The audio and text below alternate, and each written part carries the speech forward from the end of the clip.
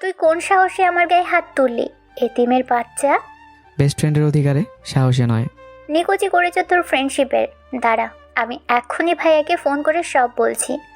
আমার গায়ে হাত তুলিস, তোকে আমি জেলের ভাত খাইয়ে ছাড়বো। যে এতিম তার আবার কিসের জেলের ভয়ে? বাইরে থাকলে তো দুমুঠো খাবারের জন্য কত কষ্ট করতে হয়, তার থেকে জেলে গেলেই ভালো হবে, অন্তত খাবারটা তো পাওয়া যাবে। তুই আমার গায়ে হাত তুললি কেন? অপুর সাথে না মিশতে আমি তো এর আগে অনেকবার নিষেধ করেছিলাম, কিন্তু তুই আমার কথা শুনিসনি। ওর সাথে মিশে পার্কে বসে চুমাচুমি করছিস। আমার বিএফের সাথে চুমাচুমি করব না কি করব সেটা আমার পার্সোনাল ব্যাপার। ও তো ওকে নয়, তোর দেহকে ভালোবাসে, তোর বাবার টাকা পয়সাকে ভালোবাসে, অনেক মেয়ের সাথে ওর সম্পর্ক আছে। ওর নামে আর একটা বাজে কথাও বলবি না। তোর মতো 10টা ছেলে ওর বাসার চাকর। এতিমের বাচ্চা, তোকে আমি মাথায় তুলে ফেলেছি, তাই আজ তোর এত বড় সাহস হয়েছে আমাকে মারার। নির্লজ্জ বেহায়া কোথাকার। যত ইচ্ছে গালি দে, আর শোন, আমি তোকে শুধু বেস্ট ফ্রেন্ড না, ভালোবাসি। হ্যাঁ, এই নে তোর ভালোবাসার উপহার। আমি গালে হাত দিয়ে দাঁড়িয়ে থাকলাম। মিতু আবার আমাকে চড় মেরে চলে গেল।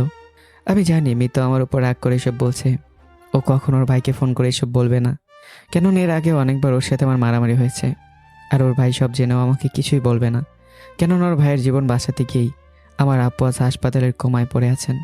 চলুন তাহলে আপনাদেরকে সব কথা খুলে বলা যাক। মিতু আমাকে যে এতিম বলল, আসলে আমি এতিম নয়। এই শহরের একজন নামকরা ধনীর ছেলে আমি, কিন্তু আজ আমার আব্বু থেকেও নেই। আমি যখন পেটে ছিলাম তখন আমার আপুর বয়স 5 বছর। তখন আমার আব্বু আমার আম্মুকে তালাক দিয়ে এক ধনীর মেয়েকে বিয়ে করে নেন। এরপর একদিন আম্মু আমাকে জন্ম দিয়ে চলে যান না ফেরার দেশে। আমাকে কোলে করে আমার আপু মানুষের দ্বারে দ্বারে ভিক্ষা করে বেরিয়েছে। আমার বয়স যখন 5 বছর তখন আমার আপু মানুষের বাসায় কাজ করে এনে আমাকে খাইয়েছে। এভাবে আপুর কাছে আমি মা বাবার আদরে বড় হতে থাকি।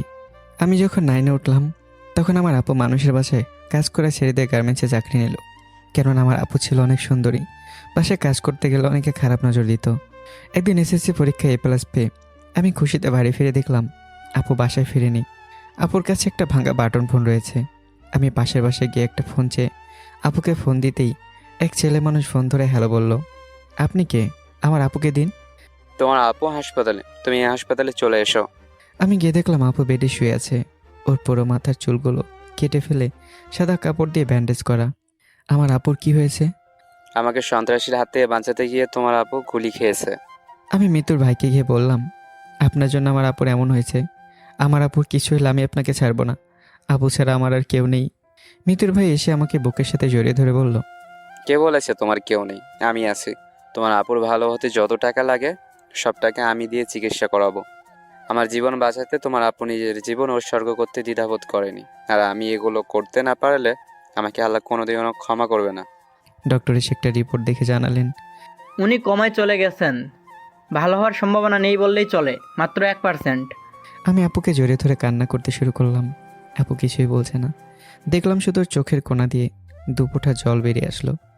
সেই থেকে মিতুর ভাই আমার আপুকে দেখার জন্য একজন নার্স রেখেছেন এবং সমস্ত চিকিৎসার দায়িত্ব উনি নিয়েছেন। আমি অনেকক্ষণ পার্কে বসে বসে সব ভাবছিলাম। অনেকক্ষণ পার্কে বসে থেকে বাড়ি যাওয়ার জন্য বের হয়ে রাস্তা যেতেই কিছু পুলিশ এসে আমাকে অ্যারেস্ট করলো। সরি আবির, আমার কিছু করার নেই। ওপর থেকে অর্ডার তোমাকে অ্যারেস্ট করার। এবার আমার বোন আমাকে নয়, ডাইরেক্ট থানার SI এর নিকটে নারী নির্যাতনের কমপ্লেন করেছে। আমাকে ক্ষমা করে দিও, আমি নিরুপায়, তবে তোমার জন্য আমি সাজাটা কমিয়ে দেওয়ার ব্যবস্থা করতে পারি। আমি সব বুঝতে পেরেও আমার 2 হাত সামনে বাড়িয়ে দিলাম। মিতুর ভাই আমাকে হ্যান্ডকাপ না পরিয়ে বলল, তার দরকার নেই, তুমি এমনিতেই চলো। আমি জিপে বসে ভাবছি, কতদিন মিতু আমাকে চর মেরেছে বিনা দোষে বিনা কারণে। কই আমি তো কারো কাছে কমপ্লেন করিনি। আর আজও আমার বিরুদ্ধে কমপ্লেন করে আমাকে পুলিশে ধরিয়ে দিল। আমাকে জেলের ভিতরে ঢুকিয়ে দিয়েই মিতুর ভাই বলল, তোমার যখন যা দরকার হয় আমাকে বলো, আমি সব ব্যবস্থা করে দেবো। আর তোমার নিয়ন্ত্রণে 1 মাস জেল খাটতে হবে। আমি কিছু না বলে মিতুর ভাইকে বললাম, আপনি শুধু আমার আপুকে দেখে রাখবেন প্লিজ। আমার তো সামনে SSC পরীক্ষা। জেলের ভিতরে যদি আমার পড়াশোনার ব্যবস্থা করে দিতেন। আচ্ছা, সব করে দেবো। বলেই মিতুর ভাই ওনার চেয়ারে গিয়ে বসে পড়ল। আমার জেলে থাকতে কোনো সমস্যাই হলো না। প্রতিদিন ক্যালেন্ডারে তারিখ গুনতাম, কবে 1 মাস হবে। জেল থেকে বেরিয়ে আপুকে দেখব। এভাবে 1টা মাস পার হয়ে গেল। আমাকে জেল হতে মিতুর ভাই ছেড়ে দিয়ে বললেন, এই টাকাগুলো রাখো, এখানে 50,000 আছে। আমি না নিতে চাইলে জোর করে আমাকে দিল। আর কতদিন মানুষের লাথি ঘুষি খেয়ে বাঁচবে? এবার জীবনে কিছু করো। অবশ্যই কিছু করব, তবে আমার পরীক্ষাটা হয়ে যাক আগে। বের হয়ে আসছি আর ভাবছি, টাকাগুলো যদিও ব্যবসা করার জন্য সামান্য, তবু আমার মতো এতিমের কাছে এই টাকাগুলোই অনেক। এই টাকাগুলো দিয়ে আমি আমার ভাগ্যটা লিখব। আপু সুস্থ হলে ভালো একটা ঘরে ওকে বিয়ে দেব, আর আমার বেঈমান বাবাকে সব বুঝিয়ে দেব। কিছুদিন পর আমার এইচএসসি পরীক্ষা শুরু হলো। আমার আর মৃত্যুর সিট পাশাপাশি পড়েছে। আমি চুপ করে মাথা নিচু করে বসে রইলাম। আমার ক্লাসের কয়েকজন বন্ধু এসে বলল, তুই টেস্ট পরীক্ষায় কলেজের সব থেকে ভালো রেজাল্ট করলি, এরপরে কোথায় হারিয়ে গিয়েছিলি? জানিস আমরা সহ কলেজের সব স্যাররা তোকে কত খুঁজেছি। সব স্যারেরা ধরে আছেন তুই কলেজের মুখটা উজ্জ্বল করবি, আর তুই কিনা এতদিন পর পরীক্ষার হলে এসে হাজির হয়েছিস। কি হলো, কিছু বলিস না যে? আমি এতদিন জেলে ছিলাম, 5 দিন হলো ছাড়া পেয়েছি।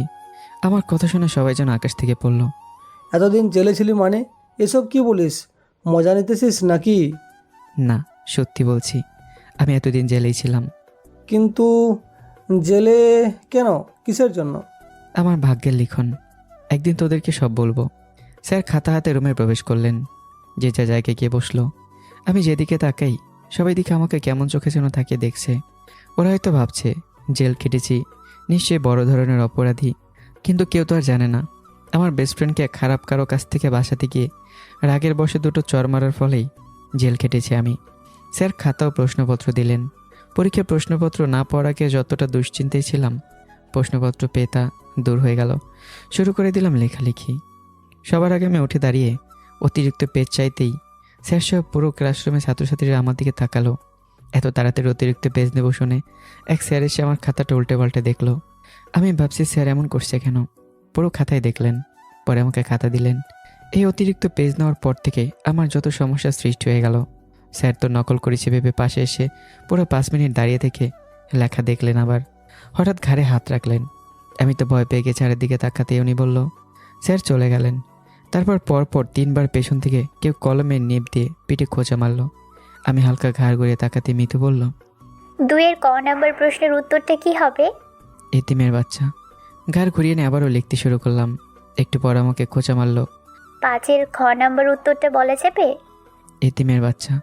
এভাবেই প্রায় প্রতিটি পরীক্ষায় মিতু আমাকে ডিস্টার্ব করতো। আমি শুধু একটা কথাই উত্তর দিতাম, এতিমের বাচ্চা। শেষ পরীক্ষার দিনে সব বন্ধুরা এসে বলল, চল সবাই আজকে পরীক্ষা শেষে ঘুরতে যাব। আমি কিভাবে ওদেরকে বলবো আমার কাছে ঘুরতে যাওয়ার মতো টাকা নেই। মিতুর ভাই আমাকে যে টাকা দিয়েছে তা আমার ভাগ্য লিখতে, বন্ধু বান্ধবদের সাথে ঘুরে আড্ডাবাজি করতে নয়। ওরা বলে যে যার জায়গায় গিয়ে বসলো। আমি পকেটে হাত দিয়ে দেখলাম মাত্র 20 টাকা রয়েছে। 20 টাকা গাড়ি ভাড়া দিয়ে 10 টাকার গাড়ি ভাড়া রাস্তা হেঁটে যাব, তাই 20 টাকা নিয়ে এসেছিলাম। পরীক্ষা শেষে সবাই এসে ধরলো, চল তোকে যেতেই হবে। না আমার কাজ আছে, তোরা যা। ওরা সবাই চলে গেল। আমারও ইচ্ছে হচ্ছিল ওদের সাথে যাই, কিন্তু সেটা তো আর আমার ভাগ্যে নেই। মন খারাপ করে বাসায় গেলাম। হঠাৎ বালিশের নিচে আপুর ভাঙা বাটন ফোনটি ধরতেই আমার মনটা মুহূর্তের মধ্যেই ভালো হয়ে গেল। মনে হচ্ছে আমি পৃথিবীর সবচাইতে সুখী। হ্যালো আবির, তুমি কোথায়? বাসায় ভাইয়া। তাড়াতাড়ি হাসপাতালে চলে এসো, তোমার আপু কোমাই থেকে বের হয়ে এসেছে। এইমাত্র হাসপাতালের নার্স ফোন করে জানালেন আমায়। আমি যাচ্ছি, তুমি চলে এসো। মাসুদ ভাইয়ের কথা শুনে আমার খুশিতে চোখে পানি চলে আসলো। দৌড়ে গিয়ে দেখি মাসুদ ভাইয়া আপুর পাশে বসে আছেন। আমি গিয়ে আপুর দিকে চেয়ে রইলাম। আপুর চোখ বেয়ে জল পড়ছে, আর আমারও। ডক্টর এসে জানালেন, আপনার ভাগ্য অনেক ভালো। আপনার ভালো হওয়ার কোনো সম্ভাবনাই ছিল না, কিন্তু আল্লাহ পাকের দোয়ায় আর এই মানুষটার মাসুদদের জন্য আজ আবার আপনি সুস্থ জীবনে ফিরে আসলেন।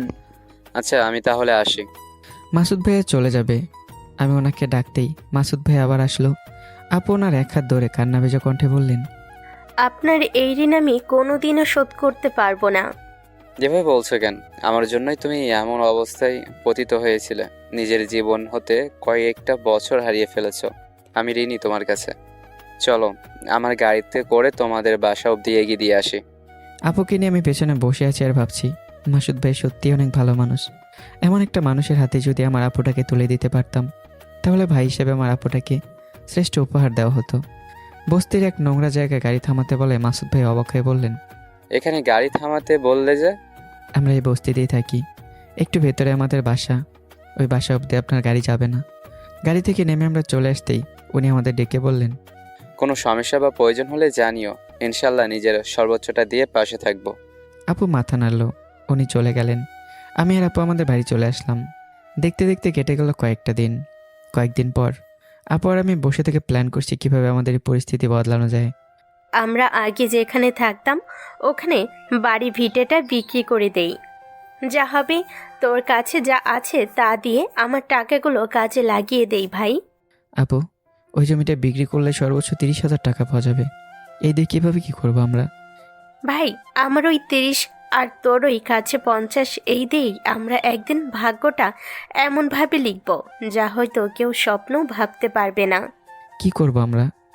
দীর্ঘদিন আমার গার্মেন্টসের কাজ করার অভিজ্ঞতা আর আমার সাথে কাজ করা কিছু চেনা জানা মানুষ নিয়ে ছোট্ট একটা ওয়ার্কশপ দিয়ে আমরা আমাদের যাত্রাটা শুরু করব ভাই। আপু কি করতে চাইছে আমার মাথায় ঢুকলো না। আপু, কিছু বুঝলাম না।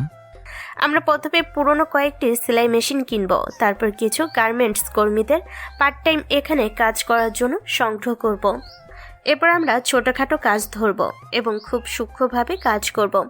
আপু, তাহলে মাসুদ ভাইকে আমাদের জানানো উচিত, ওনার থেকে কিছু পরামর্শ নেওয়া উচিত, কি বলিস? এমনিতে আপু আসার পর থেকে আমি যখন মাসুদ ভাইয়ের সাথে কথা বলতাম তখনই আপু শুধু ওনার কথাই বলতো, উনি কেমন আছে জানতে চাইতো। আজ আবার ওনার কথা বলাতে আপু অনেক খুশি হয়ে গেল। আচ্ছা তাহলে তুই ফোন করে ওনাকে বল আমরা গিয়ে এক জায়গায় বসি। আমি ফোন দিলাম। উনি আমাদের এক রেস্টুরেন্টে যাওয়ার কথা বললেন। আপু দেখছি সেই সাজুগুজু করছে। আমার কিছুটা শখ হলো। আপু আগে থেকে মাসুদ ভাইয়ের সাথে পরিচিত নেই তো, ওনাদের মাঝে কোনো সম্পর্ক আছে বলে আমার শখ হলো। আপুকে গিয়ে বললাম, আপু এত সাজুগুজু ব্যাপার কি? ওনার সামনে আমরা যাব, একটু তো সাজুগুজু করতেই হবে। আপু উনি যদি তোর প্রেমে পড়ে যায়? চুপ, তুই অনেক দুষ্টু হয়ে গেছিস। চল এখন। আপু তোদের মাঝে আমি কি, আমার কি কাজ? তুই একাই যা। দিব একটা চর, চল বলছি। আপু আমার হাত ধরে নিয়ে গেল। রেস্টুরেন্টে বসে আমি ওদের দুজনের মাঝে বাধা হয়ে থাকলাম। মাসুদ ভাইয়ের দৃষ্টি বলছে আমি যেন উঠে যাই, ওনার শুভ দৃষ্টিতে আমি যেন বাধা না হয়ে থাকি। আমি একটা বাহানা দিয়ে উঠে যেতেই আপু আমার হাত চেপে ধরল, আর যেন ছাড়ছেই না। মাসুদ ভাইয়ের সাথে সব কথা শেষ। উনি আমাদের পুরনো সেলাই মেশিন কিনে কাজটা যত তাড়াতাড়ি পারি শুরু করে দিতে বলল। উনি হঠাৎ একটা কার্ড বের করে দিয়ে বললেন, মিতুর বিয়েতে তোমরা দুজন অবশ্যই আসবে কিন্তু। এ নাও কার্ড। কার্ডটা খুলে দেখলাম মিতুর বিয়ে অপুর সাথে। আমি পরে শখ খেয়ে গেলাম। এমন বাজে ছেলের সাথে মাসুদ ভাই মিতুর বিয়ে কেন দিচ্ছে? আপু ছিল তাই মুখ ফুটে কিছু বলতে পারলাম না। বাসায় এসে কেমন যেন আমার মনটা ছটফট করছে। মনে হচ্ছে একসময় যখন এতিম বলে কেউ আমার সাথে মিশতো না, তখন মিতু আমার সাথে মিশেছে, বন্ধুত্বের হাতটা বাড়িয়ে দিয়েছে। আর আজ মিতু তার জীবনটা একটা মানুষরূপী অমানুষের হাতে তুলে দিতে বসেছে। ওর বেস্ট ফ্রেন্ড হিসেবে আমার কি কিছুই করার নেই? অবশ্যই আছে। ওর চোখ থেকে অন্তের পুটিটা খুলে ফেলতে হবে। যে করেই হোক এই বিয়েটা ভাঙতেই হবে। মাসুদ ভাইকে ফোন দিলাম, উনি ধরলেন না। আমি থানায় চলে গেলাম।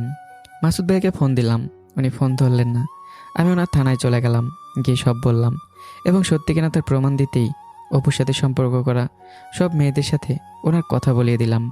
বাসায় চলে আসছি আর ভাবছি, তুই আমার বেস্টু, আর এমন লুচ্চারে বিয়ে করবি তা তো হবে না।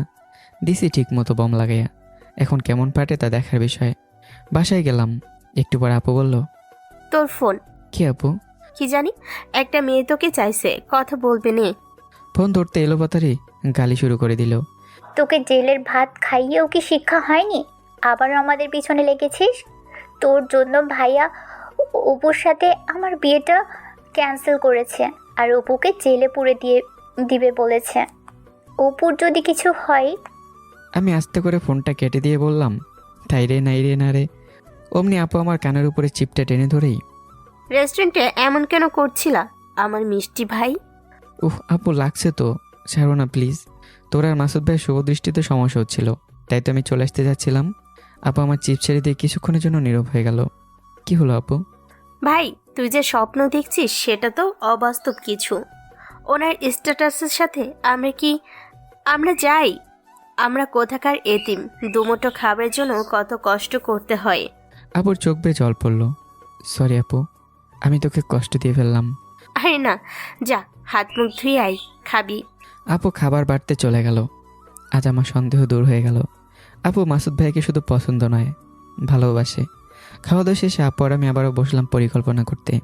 তখন আপু বলল, কাল আমাদের সব ব্যবস্থা সেরে ফেলতে হবে ভাই। পরদিন আপু আর আমি সেলাই মেশিনগুলো কিনে একটা রুম ভাড়া করে সেখানে স্থাপন করলাম। এবার আমাদের দক্ষ কর্মী খোঁজ করার পালা। আবার বের হয়ে পড়লাম কর্মী খুঁজতে।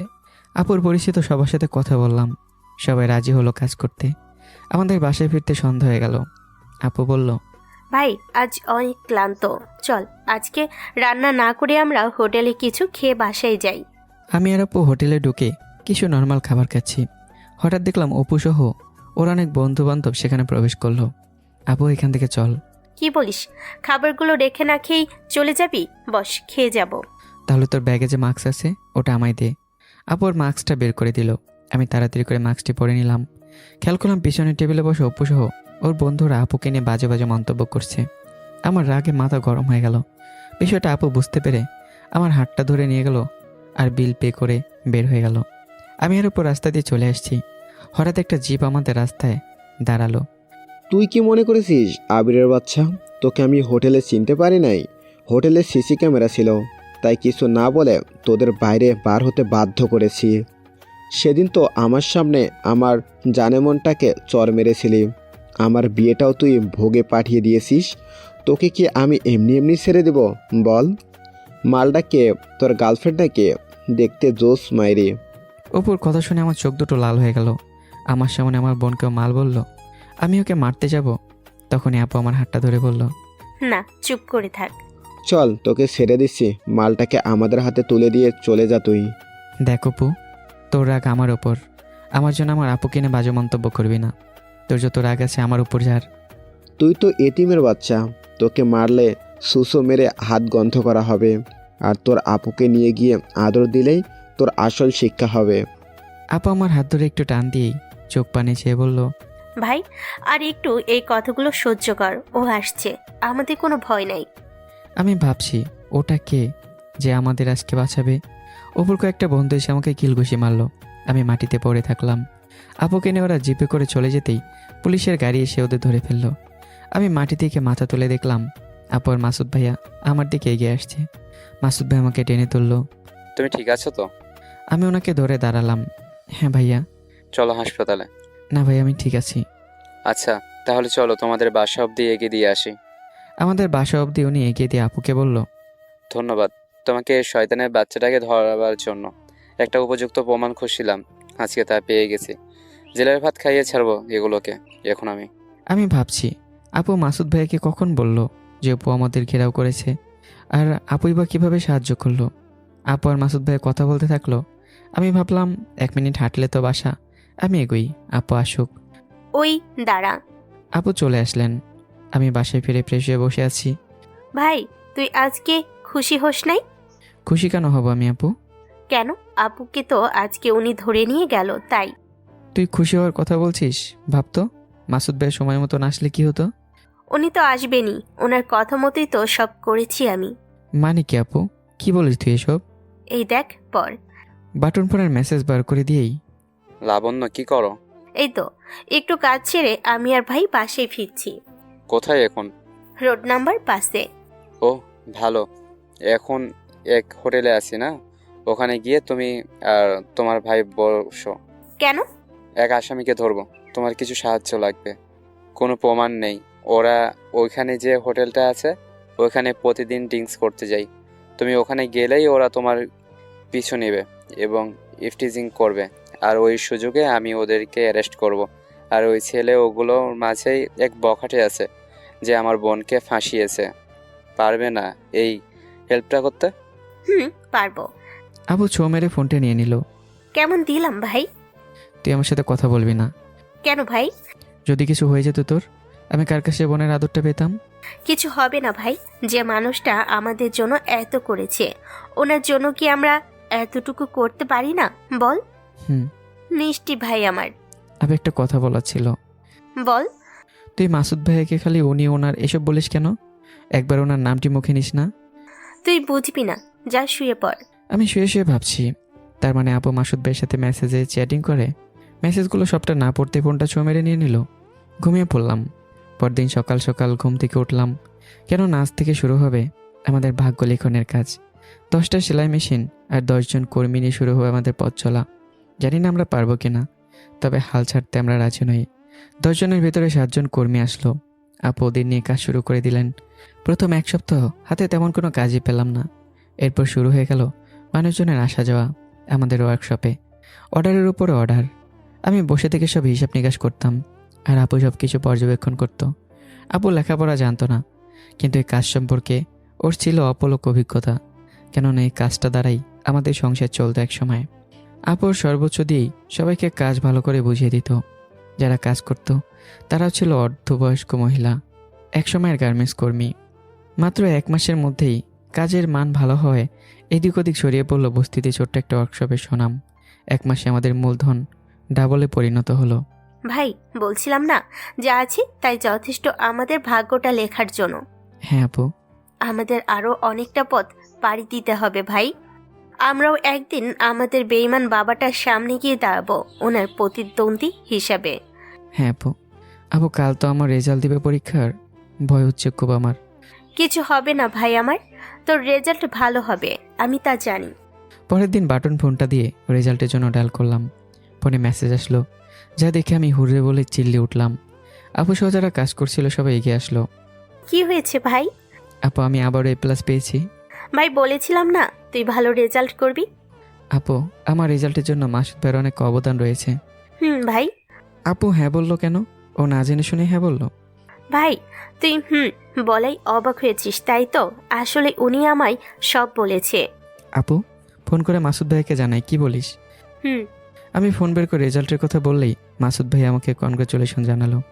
আমি ভাবছি কি করে বলবো মিতু রেজাল্ট কি, পেটে আসলেও মুখে বলতে পারছি না। উনি বললেন, মিতু কান্না করছো? ওর একটাই ফেল আসে। কোনটায় ফেল আসতে? আইসিটিতে না? আমি কিছুক্ষণ নীরব হয়ে রইলাম, কেননা মিতু আইসিটি দিতে গিয়ে বারবার আমার পিছনে কলম দিয়ে খোঁচা মারছিল। ওই দিন পরীক্ষা শেষে বুঝেছিলাম ও খারাপ রেজাল্ট করবে, ও রেজাল্টের জন্য আমি কিছুটা দায়ী। কিন্তু নিজেকে দোষ দিয়ে কি লাভ? ও তোর উপরে আমার সব অধিকার কেড়ে নিয়েছে। ভাই ফেল পড়েছে মিতু, আর তুই মন খারাপ করলি যে? এমনি আপু। ও তাহলে ভাই আজকে সবাইকে ছুটি দিয়ে চল বাসায় যাই। আচ্ছা আপনাদের ছুটি আজকে? সবাই অনেক খুশি হয়ে গেল। আর শুনুন, কালকে একটু সকালে আসবেন, আমার ভাইয়ের পাশ করা উপলক্ষে মিষ্টি খাওয়াবো আপনাদের। বাসায় এসে ফ্রেশ হয়ে বসে আছি, হঠাৎ আপু এসে হাসতে লাগলো। ভাই, ও ভাই। কি হয়েছে, এত খুশি কেন? ও না, আমি বিয়ে করতে চাইছে। মানে ওটা কে? আরে উনি। উনি মানে? উফ, মিতুর ভাই। আপুর কথা শুনে আমিও হতভম্ব হয়ে গেলাম। মাসুদ ভাই আমার আপুকে বিয়ে করবে? আপু মজা করছিস না তো? না ভাই, সত্যি। আর উনি আজকে আমার সাথে বিকালে দেখা করবে বলেছে। ভাই, তোর কি হলো, মন খারাপ করলি যে? আপু আমার ছেড়ে চলে যাবি তুই? আমার তো কেউ নেই, আমি অনেক একা হয়ে যাব, তাই খারাপ লাগছে। আচ্ছা ভাই, তাহলে ওনাকে আমি না করে দেই। না আপু, এমন মানুষ তুই কখনো পাবি না। মাসুদ ভাই এত বড় লোক, তবুও কোনো অহংকার নেই মনে। তুই হয়তো জানিস না আপু, উনি যে এত ব্যস্ত থাকতেন, তবুও প্রতিদিন 2-3 ঘন্টা হাসপাতালে গিয়ে তোর পাশে বসে থাকতেন। উনি একদম মাটির মানুষ, ওনাকে না করা ঠিক হবে না। সত্যি আপু, আমরা লাকি। আচ্ছা জল খাবি? খাওয়া দাওয়া সেরে ফেললাম। ভাই যা, তাড়াতাড়ি বের হয়ে নে, উনি মেসেজ দিয়ে ওই হোটেলটাই যেতে বলেছে। আমি কিছু না বলেই আপুর মুখের দিকে তাকিয়ে রইলাম। ভাবছি এই যোগে এমন মেয়ে থাকে যে কিনা তার ভালোবাসার মানুষ ডেকেছে আর ভাইকে সাথে নিয়ে যাবে বলছে। আপু তুই একটা... কি বল? না থাক। আরে যা, বাইর হ। আমি তো পাগল যে তোর সাথে যাব। তুই যা, মাসুদ ভাই তোকে একা ডেকেছে। ভাই একটা কথা বলি, আমার না একা একা যেতে শরম পাচ্ছে। ও মেসেজে সারাক্ষণ কথা বলো আর এখন শরম পাচ্ছ তাই না? তুই অনেক পেকে গিয়েছিস। দাঁড়া, ওনাকে তোর জন্য একটা দেখতে বলবো আজ। যা যা বলিস। আমি চলে আসলাম, এসে মনে মনে বলছি, দেখতে বলার কি আছে, ওনার বোনই তো আছে। তুই বিয়ে কর, তারপর তো ননদটাকে আমাকে দিয়ে দিস, তাই হবে। আপু আমাকে বলে বের হয়ে চলে গেল। আমি শুয়ে থাকলাম। সন্ধ্যার পরই দরজায় আপু এসে টকটক করলো। আমি দরজা খুলে অবাক, আমি কাকে দেখছি? কে আপনি? কাকে চাই? কুত্তা, আমি তোর আপু। ও আপু তুই, এগুলো কি পরেছিস? আর চুলগুলো এমন স্টাইল, ওর বাবা পুরাই হিরোইন দেখছি। মজা করিস না তো, এগুলো নিয়ে চল ভেতরে। কি এগুলো? শপিং। এসে সব বার করে দেখছি আপুকে মাসুদ ভাই অনেক কিছুই কিনে দিয়েছে। ভাই কালকে তোর ওনার বাসায় ডেকেছেন। কেন? আর আমি তো ওনার বাসা চিনি না। আপু আমাকে ঠিকানা দিয়ে বলল। আমাকে কারণ বলে নাই। আচ্ছা আপু, তাহলে কালকে সকালে আমি মাসুদ ভাইয়ের বাসায় যাব। আচ্ছা। রাতে শুয়ে ভাবছি অনেক দিন পর কাল মিতুকে দেখতে পাবো। সকালে ঘুম থেকে উঠেই ওনাদের বাসায় চলে গেলাম। বাসায় ঢুকতেই এক কাজের লোক আমাকে বসতে বললেন। মাসুদ ভাইয়ের কথা জিজ্ঞাসা করলে বললেন উনি একটু বাইরে গেছে, একটু পর আসবে। আমি মনে মনে শুধু মিতুকে খুঁজছি, বাড়ির এদিক ওদিক তাকিয়ে কোথাও দেখছি না। একটু পর একটা গান শুনতে পেলাম। পাশে তাকাতেই দেখি পিছন দিয়ে মিতু বাইরে কোথায় জানি যাচ্ছে। আমি ওকে দেখে বললাম, কাক যতই চিল্লাক না কেন তার সুর কখনো কোকিলের মতো হয় না।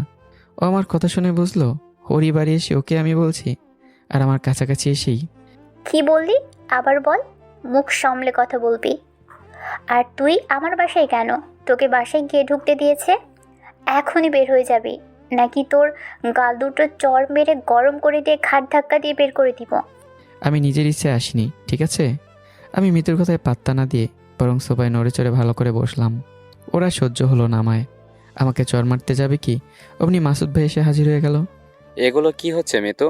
বাসায় আসা মেহমানের সাথে এমন ব্যবহার করা কে শিখিয়েছে তোমায়? ক্ষমা চাও ওর কাছে। কখনো না। মিতু রাগ দেখিয়ে কোথাও যাবে বলে ঠিক করেছিল, এখন তা না গিয়ে ও রুমে চলে গেল। আবির, ওর ব্যবহারে কিছু মনে করো না তুমি। না, কিছু মনে করিনি। মাসুদ ভাইয়া কাজের লোককে কফি আনতে বললেন। ভাই আমাকে ডেকেছেন যে? আসলে তোমার আপু আর আমার বিষয়টা হয়তো তুমি জানো। আমি তোমার আপুকে আমার বাসায় বউ করে আনতে চাই। তুমি কি বলো, রাজি আছো? ভাইয়া আপনি কি আর আমরা কি, মানুষজন কি বলবে? যে যাই বলুক, আমার তাতে কিছু যাই আসে না। তুমি রাজি কি? ভাই আপনি তো জানেনই আমি আর আপু সবে 1 মাস হলো একটা ওয়ার্কশপ খুলেছি। আপুকে বিয়ে দেওয়ার মতো সামর্থ্য তো এখন আমার নেই। তোমাদের কোনো খরচ করতে হবে না। তোমার আপুর সাথে আমার বিয়েটা একটা হোটেল বুক দিয়ে হবে, আর যা খরচ সব আমার। তুমি রাজি কি না? আমি রাজি হয়ে গেলাম। উনি বললেন, তাহলে আগামী সপ্তাহে এই দিনে সব ব্যবস্থাটি করে ফেলি, কি বলো? আপুকে বলে রেটটা করা উচিত। তোমার আপুকে বলেছি, ও বলেছে তুমি যা বলবা তাই হবে। আচ্ছা তাহলে ডেট ফিক্স করে ফেলুন। সব কিছু ঠিকঠাক হয়ে গেল। চলো, তোমায় বাসায় অবধি এগিয়ে দিয়ে আসি। আমি না করলে উনি আমাকে গাড়িতে করে নিয়ে আসলেন। আমি গাড়ি হতে বাহির হলাম। একটুখানি দৌড়ে দেখলাম আপু দাঁড়িয়ে আছে। মাসুদ ভাইও গাড়ি থেকে নেমে দাঁড়িয়ে থাকলেন। আমি আপুর কাছে আসছি আর ভাবছি আমাকে এগিয়ে দেওয়ার আসল কারণ তাহলে এটা। আপুর কাছাকাছি এসে পাশ দিয়ে চলে যাওয়ার সময় বললাম, নে হয়েছে, এবার চলে আয়, সব ঠিক হয়ে গেছে। আপু একটু লজ্জা পেয়ে গেল আর আমার সাথে চলে আসলো। আপুর সাথে বসে আপুকে সব বললাম। রাতে শুয়ে শুয়ে ভাবছি মিতু আমার উপর এত রাগ পুষিয়ে রেখেছে। মাসুদ ভাই ঠিক সময় না আসলে আজ হয়তো আমার গাল সত্যি চর মেরে লাল করে দিত। তবে একটা জিনিস ভেবে অবাক হচ্ছি, অপু তো জেলে। অপুর সাথে ওর বিয়ে ঠিক হয়েও তা ভগে গেল। ও কোথায় একটু মন খারাপ করবে তা নয়, উল্টো মনের সুখে গান গাইছে। ব্যাপার কি? কয়েকদিন পর বিয়ে সব আয়োজন শেষ। কাল বিয়ে। মাসুদ ভাই বললেন, তুমি আর তোমার আপু আজকেই হোটেলে চলে যাও, ওখানে আমার অনেক আত্মীয় স্বজন গিয়েছে। আমি বেশ কিছু টাকা সাথে করে নিয়ে আপুকে নিয়ে চলে গেলাম।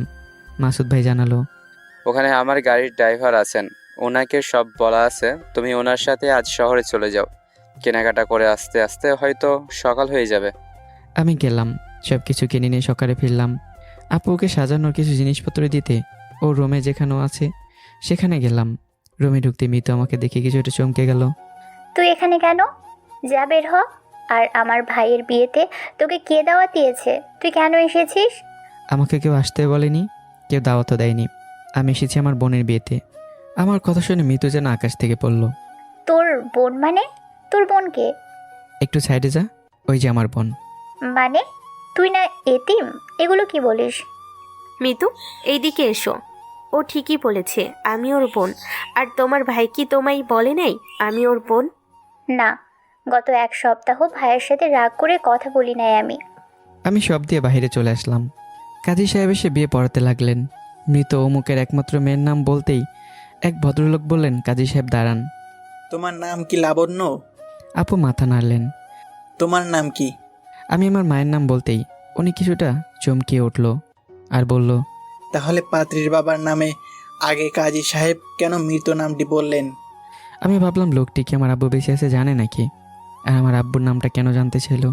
আসলে আমি যখন আমার মায়ের পেটে ছিলাম তখন আপুর বয়স যখন 5 বছর, তখন আমাদের বাবা আমাদের মাকে তালাক দিয়ে অন্য একজনকে বিয়ে করে আমাদের ছেড়ে চলে যায়। সেই থেকে আমার আর আপুর চোখে আমাদের আব্বু মৃত। আমার সার্টিফিকেটেও মৃত দেওয়া আছে, তাই কাজী সাহেব মৃত বলেছেন। কিন্তু আপনি কে? আপনার নাম কি? লোকটা মাথা নিচু করে থাকলে আমি আবারও জানতে চাইলাম, আপনি কে বলুন। আরে ওনাকে চিনো না? উনি হলেন এই শহরের বিশিষ্ট ব্যবসায়ী শফিক সাহেব। আমার আর বুঝতে বাকি থাকলো না, উনি হলো আমার সে মৃত বাবা। আমি চরম ক্ষোভে বলতে শুরু করলাম, আপনারা সবাই শুনুন, টাকা পয়সাওয়ালা কোটিপতির মেয়েকে বিয়ে করার লোভে নিজের স্ত্রীর পেটে 8 মাসের সন্তান ও 5 বছরের একটা মেয়েকে রেখেই তালাক দিয়ে চলে যাওয়া আমার ও আমার আপুর মৃত্যু বাবাটি আর কেউ নয়, উনি। অমনি আপু পিছনে এসেই আমার মুখটি চেপে ধরে বললেন, চুপ কর ভাই। আপুর হাতটি সরিয়ে, না আপু, আজ বলতে দে আমায়। এতদিন নিজের ছেলে মেয়ের কোনো খোঁজখবর নেয়নি, আর আজকে মেয়ের বিয়েতে নামের আগে মৃত বলায় পিতার পরিচয় নিয়ে এসেছেন। আমি সহ বিয়েবাড়ির সবাই আমার পিতা নামের বেঈমানটাকে অপমান করে অনেক কথাই শুনিয়ে দিলাম। ভাই, হাজার হলেও উনি আমাদের বাবা, আমাদের জন্মদাতা। আপু তুই চুপ কর, উনি আমাদের কিসের বাবা? জন্ম দিলে কি বাবা হয়ে যায়? উনি পিতা হিসেবে কী দায়িত্ব পালন করেছেন যে আমাদের পিতা হবেন উনি? আমার পিতা ও মাতা একমাত্র তুই, আর কেউ নয়। আপু তুই আমার সব। একটু পর উনি সহ আমার সৎমা চলে গেলেন। আপু এসে আমাকে জড়িয়ে ধরে কান্না করলো। মাসুদ ভাই এসে বলল, লাবণ্য, শান্ত হও। কাজে আবার আপুর বিয়ের কাজ শুরু করে দিলেন। বিয়ে পড়ানো শেষ, এখন খাওয়া দাওয়া হবে। আমি একটা জিনিস ভেবে পাচ্ছি না, মিতুকে সেই সকালে আপুর রুমে দেখলাম, ও কোথায় গেছে? মনে মনে খুঁজছি কিন্তু পাচ্ছি না। অতবার মিতু সহ বান্ধবীদের দেখা মিলল খাবার টেবিলে। আমি খেয়াল করে দেখলাম মিতুর সাথে যারা বসে আছে একটা আমার চেনা পরিচিত কেউ নেই। আমি অপর দিকে এক টেবিলে খাবার দিচ্ছি। হঠাৎ মিতুর এক বান্ধবী আমায় ডেকে বলল, তুমি আবির না? হুম। আরে চিনতে পারো নাই আমাকে? একদিন না তুমি আমি মিতু একসাথে তোমাদের কলেজে গিয়ে আড্ডা দিয়ে আসলাম। আসলে আমার তো মনে পড়ছে না। ও আচ্ছা। আমি আবার একটু এদিকে আসলাম। কিরে মিতু, আবিরের সাথে কথাই বললি না যে? ও না তোর বেস্ট ফ্রেন্ড? ঝগড়া করেছিস নাকি? মিতু কিছু না বলেই খেতে থাকলো। মিতু একটা কথা বলবো তোকে। দেখ, আবির আগে কত খ্যাত ছিল, এখন অনেক স্মার্ট হয়েছে, তাই না? কেন, তোর কি পছন্দ হয়েছে আবিরকে? ডাক দিয়ে বলবো যে তুই প্রেম করবি ওর সাথে? আরে না, এগুলো কি বলিস? খাওয়া দাওয়া শেষ, আপুকে এখন মাসুদ ভাইয়ের বাসায় নিয়ে যাওয়ার পালা। আমি শুধু ভাবছি আমি এখন বাসায় গিয়ে কী করব, কার সাথে গল্প করব, একা একা কীভাবে থাকবো, আমায় কে রান্না করে খাওয়াবে, কিছু না হতেই কে এসে ভাই ভাই করে ডাকবে। আপু অনেক কান্না করলেন, কিন্তু আমি চাইলেও আপুর মতো চিৎকার করে কাঁদতে পারলাম না। শুধু দু চোখ বেয়ে জল বের হয়ে আসলো। আমি আপুকে বিদায় দিলাম। একে একে সবাই হোটেল হতে বিদায় নিল। আমি বের হয়ে আসছি আর ভাবছি, আপু যখন মেয়ে হয়ে জন্ম নিয়েছে তখন তাকে পরের ঘরে একদিন না একদিন যেতে হবে। কিন্তু আজ আমার মনে হচ্ছে আমি যেন আজ সত্যি এতিম হয়ে গেলাম। বাসায় এসে বসতেই আপুর বাটন ফোনে ফোন দিল। অনেকক্ষণ আপুর সাথে কথা হলো, অনেক কান্না করলো। আমি কি বলে সান্ত্বনা দেব তার ভাষা খুঁজে পেলাম না। 2 দিন পর ওয়ার্কশপে সেলাইয়ের কাজ করা সবাই আমার বাসায় আসলো। বাবা, 3 দিন হলো আমরা সবাই কাজ করতে এসে প্রতিদিন ঘুরে যাচ্ছি। তোমরা কি আর আমাদের দিয়ে কাজ করাবে না? আমরা কি ঠিক মতো কাজ করি না, নাকি আমাদের কাজে তোমাদের পোষাচ্ছে না? আসলে তা নয়, আমার আপুর বিয়ে হলো তো তাই আর কি। ও আচ্ছা, লাবণী মামনির বিয়ে হয়ে গেল? তা বাবা, জামাই কি করে? দুলাভাই পুলিশ অফিসার। ও, লাবণী মামনি ভালোই ভাগ্যবতী তাহলে, এমন একটা বর পেলেও। আপনারা বসুন একটু। আমি ওনাদের 1 মাসের অগ্রিম বেতন দিয়ে দিলাম। ওনারা টাকা পেয়ে এতটা খুশি সেটা আমি ভাবিনি।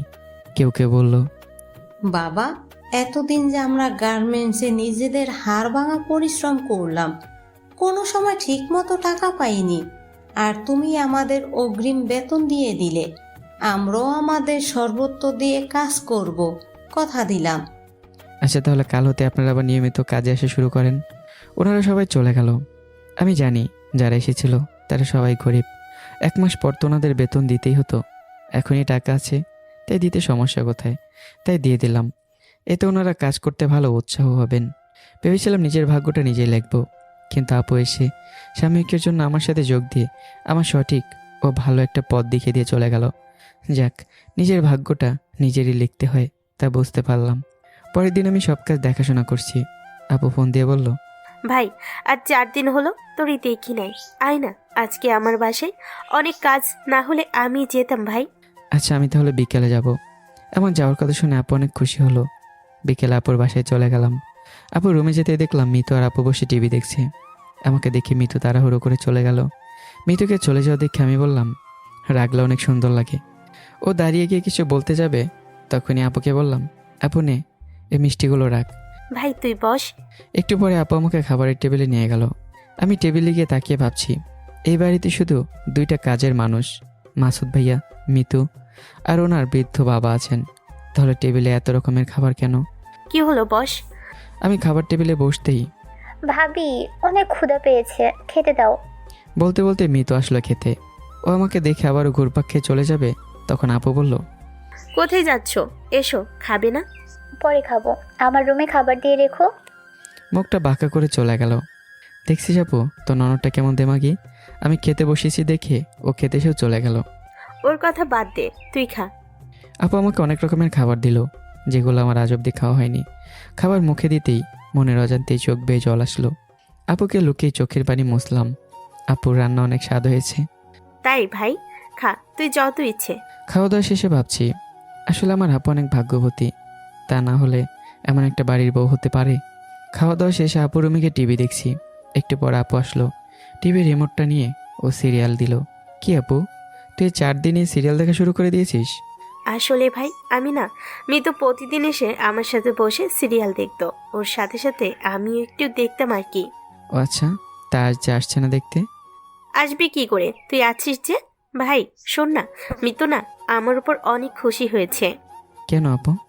ওই যে অপু কেমন, তা ও তো আমার জন্যই বুঝতে পেরেছে। ও একটু রাগী হলো, ওর মনটা অনেক ভালো রে ভাই, জানিস না সারাদিন আমার সাথে কত মজা করে। তোর ভাই অনেক রাতে বাসে ফিরে, ততক্ষণ আমার কাছে এসে বসে থাকে।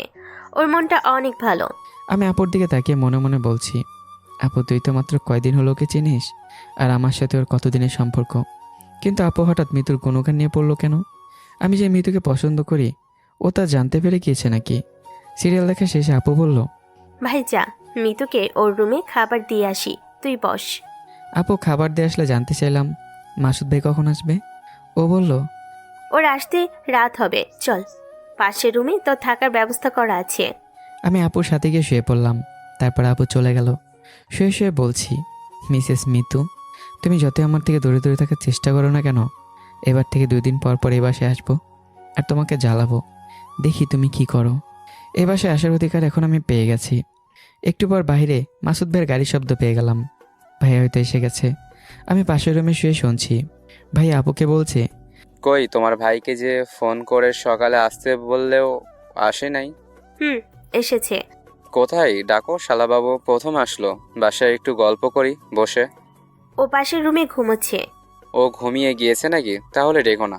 না ঘুমাইনি, তোমার জন্য বসে থেকে থেকে মাত্র গেল। ভাই আমাকে শালাবাবু বলে ডাকলো। আমি উঠে গেলাম। কিছু কথাবার্তা বলার পর বললেন, কালকে তোমরা 2 জন আমার সাথে একটু থানায় যেও, তোমাদের আব্বু জেলে।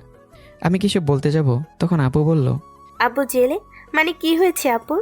তোমার সৎমা আর ওনার বাবা তোমার আব্বুর দ্বিতীয় পক্ষর ছেলে মেয়ে রয়েছে জানতে পেরেছেন। তোমার আব্বু ওনাদের মিথ্যা কথা বলা ও সব গোপন রাখাই ওনাকে চোরের অপবাদ সহ আর কিছু মিথ্যা মামলা দিয়ে পুলিশে ধরিয়ে দিয়েছেন। তুমি আব্বুকে জেলে দিতে পারলে? আমার হাত আইনে বাঁধা। আপু এত অস্থির হয়ে কান্না করছো কেন?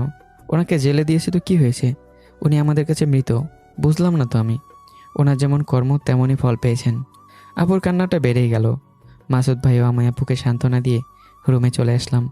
পরদিন সকালে উঠতেই মিতু আমার রুমে কফি নিয়ে আসলো। আমি তো পুরো অবাক, মিতু আমার জন্য কফি নিয়ে এসেছে, ব্যাপারটা কি? আমি ওটা বলতে লাগলাম। সকাল সকাল ঘুম থেকে উঠেই কার মুখ দেখলাম, মনে আজকের দিনটা একদম বাজে যাবে। কই দেখি তো আজকে সূর্যটা কোন দিকে উঠেছে। আমার কথা শুনে মিতু রাগে কফি টেবিলে রেখে চলে গেল। আমি কফি খেয়ে দেখলাম আজকের কফি স্বাদটা একটু আলাদা। বিছানা হতে উঠে ফ্রেশ হয়ে রান্নাঘরের দিকে যেতে লাগলাম। দেখি মিতু রান্না করছে। কি ব্যাপার, মিতুই কি রান্না পারে নাকি নাকি শখের বসে রান্না করছে? আপু ভাইয়াকে দেখলাম বাসায় নেই। রান্নাঘরে গিয়ে মিতুর কাছে জানতে চাইলাম যে সবাই কোথায় গেছে। ও আমার কথা শুনে না শোনার ভান করলো। আমি আবারও বললাম, তবুও না শোনার ভান করলো। ইচ্ছে করছিল কাছে গিয়ে ওই দিনের মতো চুলের মুঠি ধরে 2টা চর বসিয়ে দিই। মাসুদ ভাইকে ফোন দিলে উনি ফোন উঠাচ্ছে না। পরের বারে একটা কাজের মানুষের কাছে জানতে চাইলে বললেন, হাসপাতালে গিয়েছেন? কে যেন অসুস্থ তাই দেখতে। কোন হাসপাতালে গেছে যে আমাকে বলে যায়নি? আমি তো জানি না। রুমে চলে আসতে রান্নাঘরে উঁকি মেরে দেখি রান্না প্রায় শেষ। মিস মিতু, এতদিন তুমি আমার সাথে কথা বলোনি, দেখি আজ কথা বলো কিনা। রুমে গিয়ে দরজা হতে অন্যমুখ হয়ে আমি শুয়ে রইলাম। শুয়ে শুয়ে ভাবছি কখন মিতু এসে আমায় বলবে, ওঠো রান্না শেষ, খাবার রেডি, চল খাবি। একটু পর বুঝতে পারলাম মিতু আমার রুমে প্রবেশ করছে। ও এসে আমাকে কিছুই বলছে না, কি যেন করছে। আমি ঘাড় ঘুরিয়ে দেখি ও সব খাবার আমার রুমে নিয়ে এসেছে, সব রেখে চলেও গেল। আমি জিব্বাত কামড় মেরে বললাম, তুই যদি আমার বোনের ননদ না হতি তাহলে আজ এই সুযোগ মিস করতাম না। তোর এত ইগো দেমাক সব মাটিতে মিশিয়ে দিতাম। শুধু তোর সাথে কিছু করলে আমার বোনের সংসারটা ভেঙে যাবে বলে কিছু বললাম না। খেতে বসে দেখি ভালোই রান্না করেছে মিতু, তার মানে ও রান্না পারে।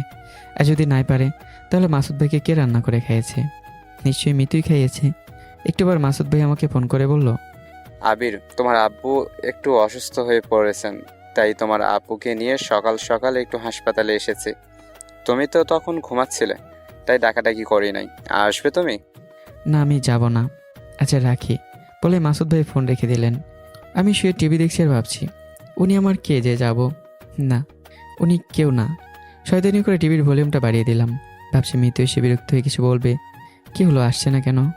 রুম থেকে বের হতেই দেখলাম মিতুর বান্ধবী এসেছে।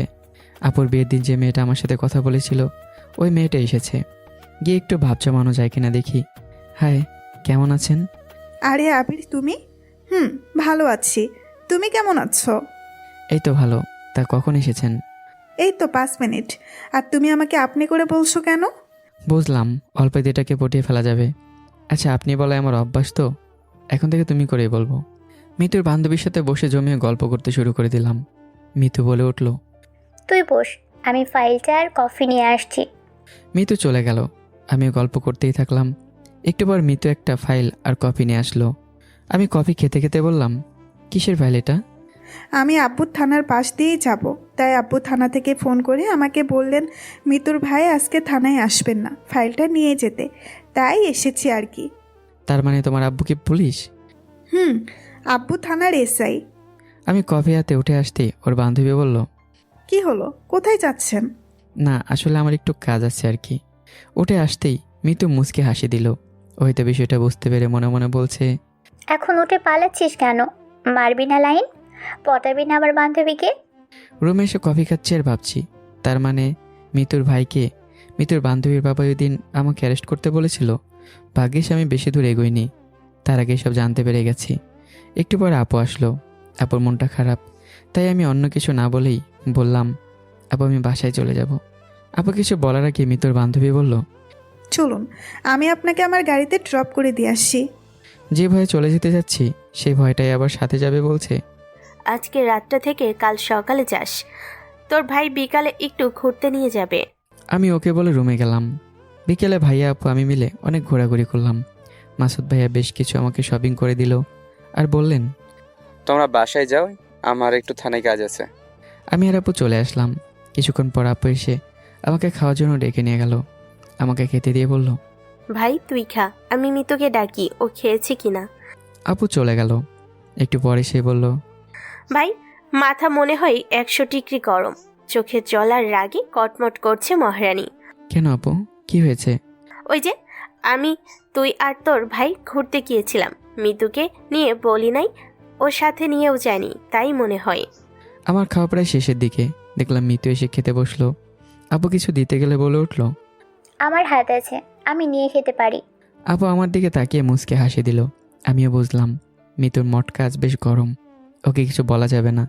খাওয়া দাওয়া শেষ হতেই আপুর সাথে বসে বসে টিভি দেখছি আর গল্প করছি। একটু রাত হয়ে গেলে আমি আমার রুমে ঘুমাতে চলে আসলাম। শুয়ে ঘুমিয়ে পড়লাম। মাঝরাতে বুঝতে একটু একটু পারছি যে আমার বুকের উপর বারবার কে যেন হাত রাখছে। আমি ঘুমের ঘরে সরিয়ে দিচ্ছি, তবুও আবারও হাত দিচ্ছে। আমার ঘুমটাই ভেঙে গেল। পাশে কেউ আছে কিনা হাত দিয়ে দেখতে গিয়ে দেখলাম যে কে যেন শুয়ে আছে। আমি লাফ দিয়ে উঠলাম, টেবিল ল্যাম্পটা জ্বালিয়ে দিলাম। এ কি মিতু, তুই? মিতুর মুখে হাত দিয়ে বলল, একদম চুপ থাক। তুই আমার বিছানায় কেন মিতু? আর রুমের দরজা তো অফ, তুই কি করে ভিতরে আসলি? তোর আগে এসেছি, আর কি জন্য এসেছি সেটা এখনো বোঝাবো তোকে। দেখ মিতু, তুই যদি ভাবিস যে আমার রুমে উল্টাপাল্টা কিছু করে তোর ভাই ও আপুর কাছে আমাকে খারাপ বানাবি, তাহলে তুই চরম ভুল করবি। কেননা এটা আমার থাকার রুম, আর ওনারা কিছুই বিশ্বাস করবে না, বরং উল্টো তোকে খারাপ ভাববে। মিতু আমার কথা শুনে হা হা করে হেসে দিল। আমি অবাক হয়ে ওর দিকে তাকিয়ে রইলাম। মাত্র 2 দিন কথা বলেই তুই আমার বান্ধবীটাকে পটিয়ে ফেলেছিস। ও তোকে ভালোবেসে ফেলেছে। সন্ধ্যায় আমাকে ফোন করে তোর নাম্বারটা চাইলো, তাই ভাবলাম নিজের হাতের কাছে পড়ে আছে। মিতু বলল, একটা অমূল্য কিছু আমি তার কদর না করে না বুঝে তাকে দূরে সরিয়ে দিয়েছি, আর না, আজ তাকে আপন করে নেব। আমি মিতুর কথা শুনে একটু হাসি দিয়ে মনে মনে ভাবছি যে আমার মূল্যটা এতদিন বুঝিনি, তার সঙ্গে জীবন পার করবো আমি? না, মাত্র 2 দিনে আমার বিশ্ব সবটা না জেনে যে আমাকে ভালোবেসেছে, তার ভালোবাসা আমি গ্রহণ করে নেব। তুই হাসিস কেন? এমনি। আচ্ছা। মিতু আমার আরও কাছে আসতে থাকলো। দেখ মিতু, আর কাছে আসার চেষ্টা করবি না, না হলে আমি ভাইয়া আপুকে ডাক দেব। ও কিছু না শুনেই আমার কাছে আসতেই থাকলো। আমি কি করবো বুঝতেছিলাম না, তাই আজকেও আবার ওই দিনের মতো মিতুকে ঠাস করে একটা চোর বসিয়ে দিলাম। আজ আর ওই দিনের মতো আমার সাথে মারামারি না করে ও বসিয়ে দিল এক চিৎকার। ও চিৎকারে পুরো বাড়ি যেন কেঁপে উঠল। আমি ভয় পেয়ে মিতুর মুখটা চেপে ধরলাম। এটা তুমি কি করলে মিতু? ভাইয়া। ভাইয়া আপু এসে দরজায় ঠকঠক করতে লাগলো। কি হয়েছে ভাই? দরজা খোল। আবির দরজা খোলো। আমি কি করব ভেবে পাচ্ছিলাম না। অবশেষে মিতুর মুখ ছেড়ে দরজা খুলতে গেলাম। দরজা খুলে মিতুর দিকে তাকাতেই দেখলাম এই কয়েক সেকেন্ডে ওর চুলগুলো এলোমেলো করে ফেলেছে, ওড়নাটা মেঝেতে ফেলে দিয়েছে। ভাইয়াপু রুমে প্রবেশ করতেই মিতু গিয়ে মাসুদ ভাইয়াকে জোরে ধরে কান্নার নাটক শুরু করে দিল। আবির আমাকে জোর করে, আমি রাজি হইনি দেখে এই দেখো চর মেরেছে। ছি আবির, এগুলো কি? আমাকে মারতে গেলে আপু ধরে ফেলে মাসুদ ভাইয়াকে।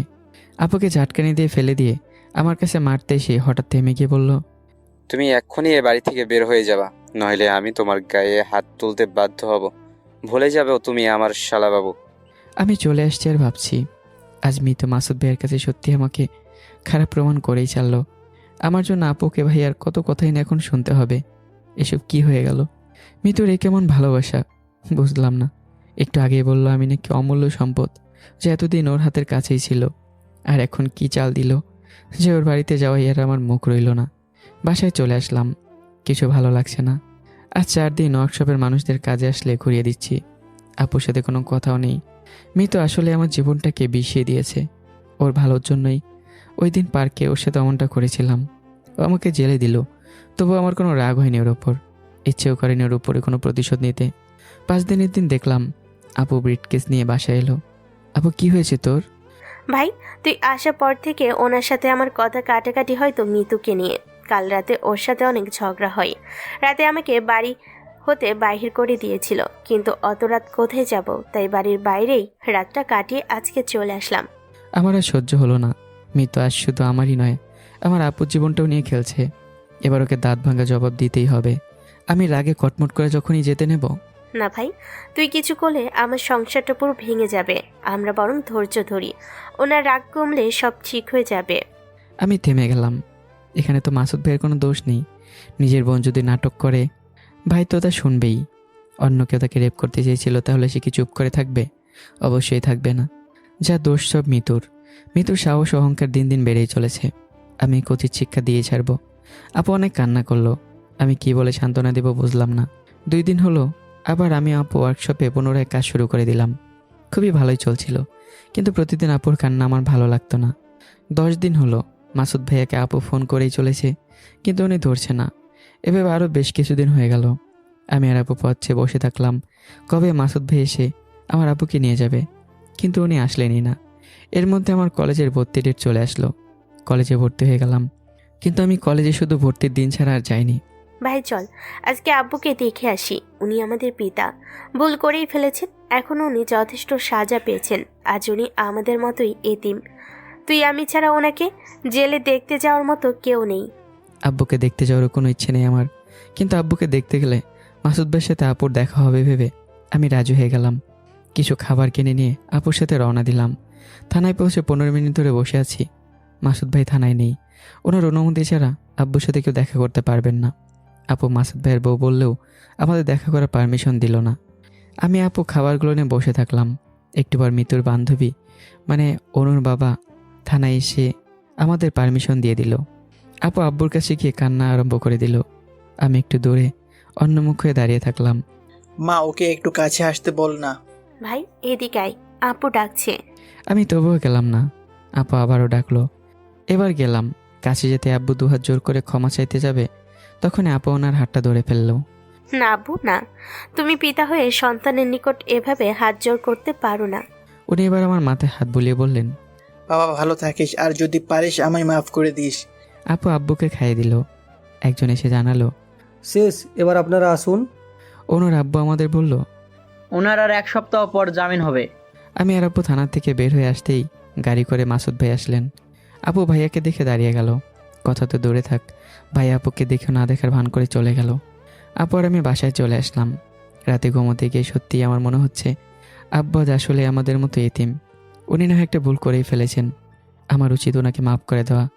বলতে বলতেই ঘুমিয়ে পড়লাম। 1 সপ্তাহ পর আপু আমাকে না বলে বাসা থেকে বের হয়ে কোথায় যেন যাচ্ছে। আমি ডাক দিয়ে জিজ্ঞাসা করলাম কোথায় যাচ্ছে। আপু আমাকে কিছু না বলেই চলে গেল। 2 ঘন্টা পর দেখে আব্বু বাসায় আসলো। আমি কি আব্বুর হাত চেপে ধরে ক্ষমা চাইলাম। উনি আমাকে বুকের সাথে জড়িয়ে ধরে কপালে একটা চুমু খেয়ে বলল, বাবা আমাকে ক্ষমা করে দিস তো। আব্বু এগুলো কি বলো? আজ মনে হচ্ছে আমি এতিম থেকে সব কিছু যেন আবার ফিরে পেলাম। কিন্তু মাঝখান হতে আমার আপুর সংসারটা ভেঙে যেতে বসেছে। জানি না মাসুদ ভাই আপুকে ওনার বাসায় আবার ঠাঁই দিবে কিনা। তখন আপু বলল, ভাই এখন হতে আমি আর আব্বু ওয়ার্কশপের কাজগুলো দেখব, তুই কলেজে যা। তুই ভর্তি ছাড়া একদিনও কলেজে যাস নাই তুই, কাল থেকে কলেজ যা তুই। আচ্ছা। পরদিন কলেজে গিয়ে ক্লাসে বসে আছি। একটু পর মিতু অনু দুজনে একসাথে ক্লাসে ঢুকতে দেখে আমি অবাক হয়ে গেলাম। ভাবছি অনু না হয় আমার সাথেই পড়তো, এই কলেজে ভর্তি হয়ে আমার সাথে পড়তে পারে, কিন্তু মিতু কেন এই কলেজে এসেছে? একটু পর স্যার ক্লাসে আসলেন। নাম কল করলে মিতু প্রেজেন্ট করলো। আমি আরও অবাক হয়ে গেলাম, মিতু ফেল করে কিভাবে আবার আমার সাথে পড়তে পারে। স্যার চলে গেলে অনু এসে আমার সাথে গল্প করতে লাগলো। মিতুর তা দেখে আর সহ্য হলো না, ও বাইরে চলে গেল। সব ক্লাস শেষে অনু ওর গাড়িতে আমাকে কিছুটা পথ এগিয়ে দিল। আমি এবার নেমে বাসায় যাচ্ছি আর ভাবছি এবার ভালো হবে মিতু, তোর ভাইও পুলিশ, অনুর বাবাও পুলিশ। তুই কার কাছে কমপ্লেন করিস তাই দেখব। অনুর সাথে ভালো বন্ধুত্ব করে ওর বাবা অবধি পৌঁছে তোর নাকে মুখে দড়ি দিয়ে ঘোরাবো। বাসায় চলে আসলাম। এসে একটু ফ্রেশ হয়ে নিয়ে বসে বসে ভাবছি মিতু কিভাবে আমার সাথে পড়তে পারে, বা কলেজে একই ক্লাসে ভর্তি হলো, সেটা তো আমার আপুর কাছে জানতেই হবে। একটু পর দেখলাম আপু একটা বাজার ভর্তি ব্যাগ নিয়ে বাসায় ফিরলেন। আপু আমাকে দেখে জানতে চাইলো, ভাই কলেজ হতে কখন ফিরি? এই তো আপু একটু আগেই। ও আচ্ছা, তাহলে তুই একটু বস, আমি রান্নার কাজটা সেরে ফেলি। রান্না করে খেয়ে আবার আব্বুর জন্য খাবার নিয়ে যেতে হবে।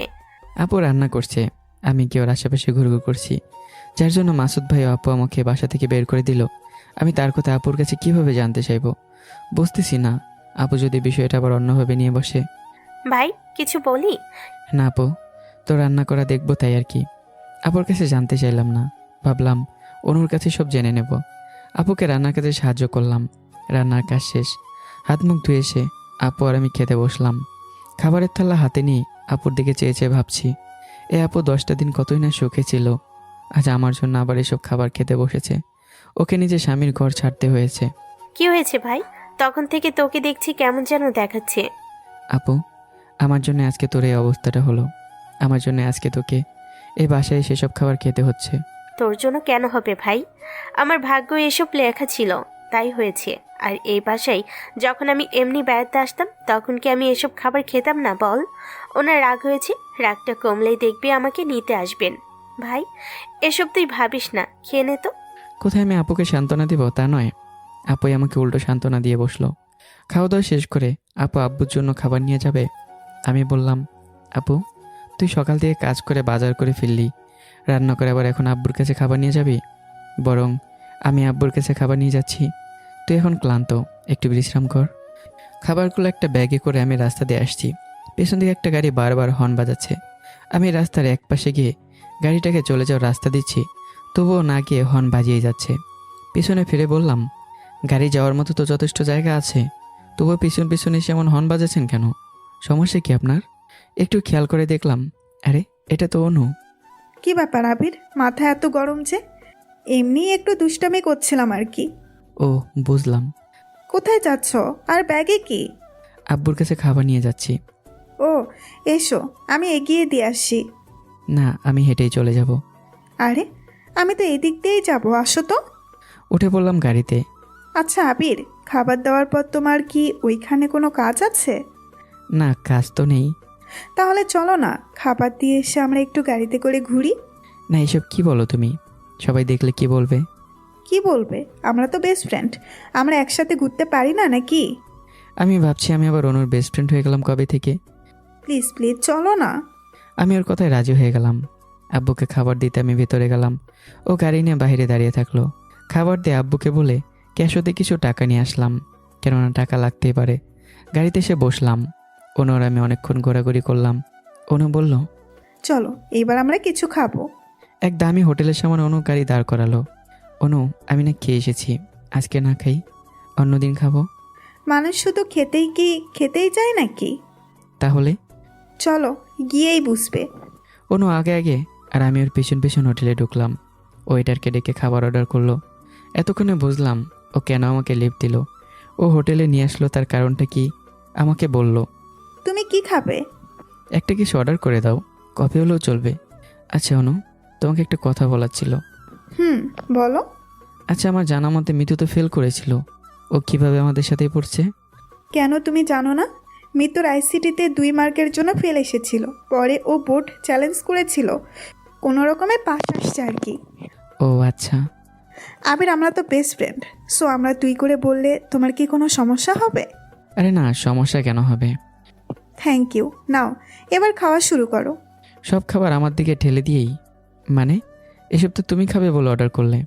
আরে না, এগুলো তোমার জন্য অর্ডার করেছি, আর তুমি যা খেতে চেয়েছো আমি তা খাবো। আমি কিছুই বুঝলাম না ও না এমন কেন করলো। খাওয়া শুরু করলাম। এক হাত দিয়ে খাচ্ছি আর অন্য হাত পকেটে ঢুকে টাকাগুলো নাড়ছি আর ভাবছি, রক্ষা করো আল্লাহ, না জানি আজকে কত অপমানিত হতে হবে। আমার জন্য খাবারগুলো ভেতরে যাচ্ছে না, গলায় আটকে যাচ্ছে। খাবার নয়, মনে হচ্ছে অপমান গিলে খাচ্ছি। কি হলো, খাও। আসলে অনু, তুমি যদি আমার সাথে খেতে তাহলে ভালো হতো আর কি। অনু আমার সাথে খাওয়া শুরু করলো। খাওয়া শেষ, ওইটার বিল নিয়ে আসলো। 1600 টাকা বিল হয়েছে। আমি জানি আমার পকেটে মাত্র 500 টাকা রয়েছে, বাকি 1100 টাকা কোথা থেকে আসবে? বিলের কাগজ নিয়ে আমি যেন ঘামতে শুরু করে দিলাম টেনশনে। দেখি কত টাকা বিল এসেছে। মাত্র 1600 টাকা। এই নিন বিল। অনু থাক না, আমি বিল দিয়ে দিচ্ছি। টাকা নেই, তবুও বললাম।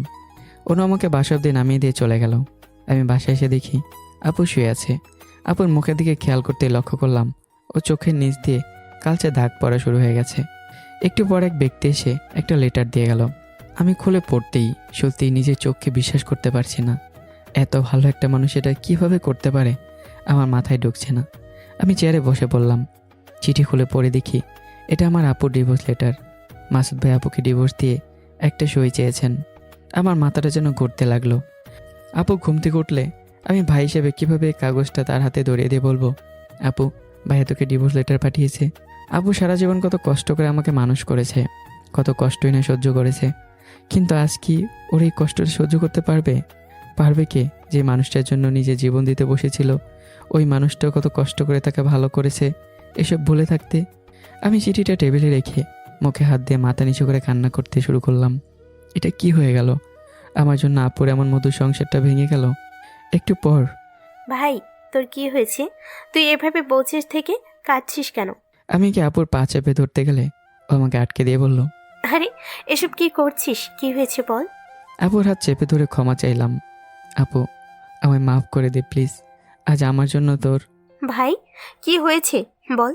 আমি একটু টেবিলের দিকে তাকালাম। আপু বুঝতে পেরে ডিভোর্স লেটারটা পড়তে শুরু করে দিল। আমি মেঝেতে হাঁটু গেড়ে বসে পড়লাম। একটু পর আপুর হাত থেকে ডিভোর্স লেটারটা মাটিতে পড়ে গেল। ও বিছানায় চুপ করে বসে পড়ল। আমি কি ওর পা দুটো জড়িয়ে ধরে বললাম, আপু আমাকে মাফ করে দে, আজ আমার জন্যই। আমার মাথাটা আপু জড়িয়ে ধরে বলল, ভাই যে মানুষটার সাথে সারা জীবন কাটাবো ভেবে হাতটা ধরেছিলাম, আজ সে আমার হাতটা এভাবে ছেড়ে দিবে ভাবি নাই। এভাবে আমাকে পর করে দিল ভাই।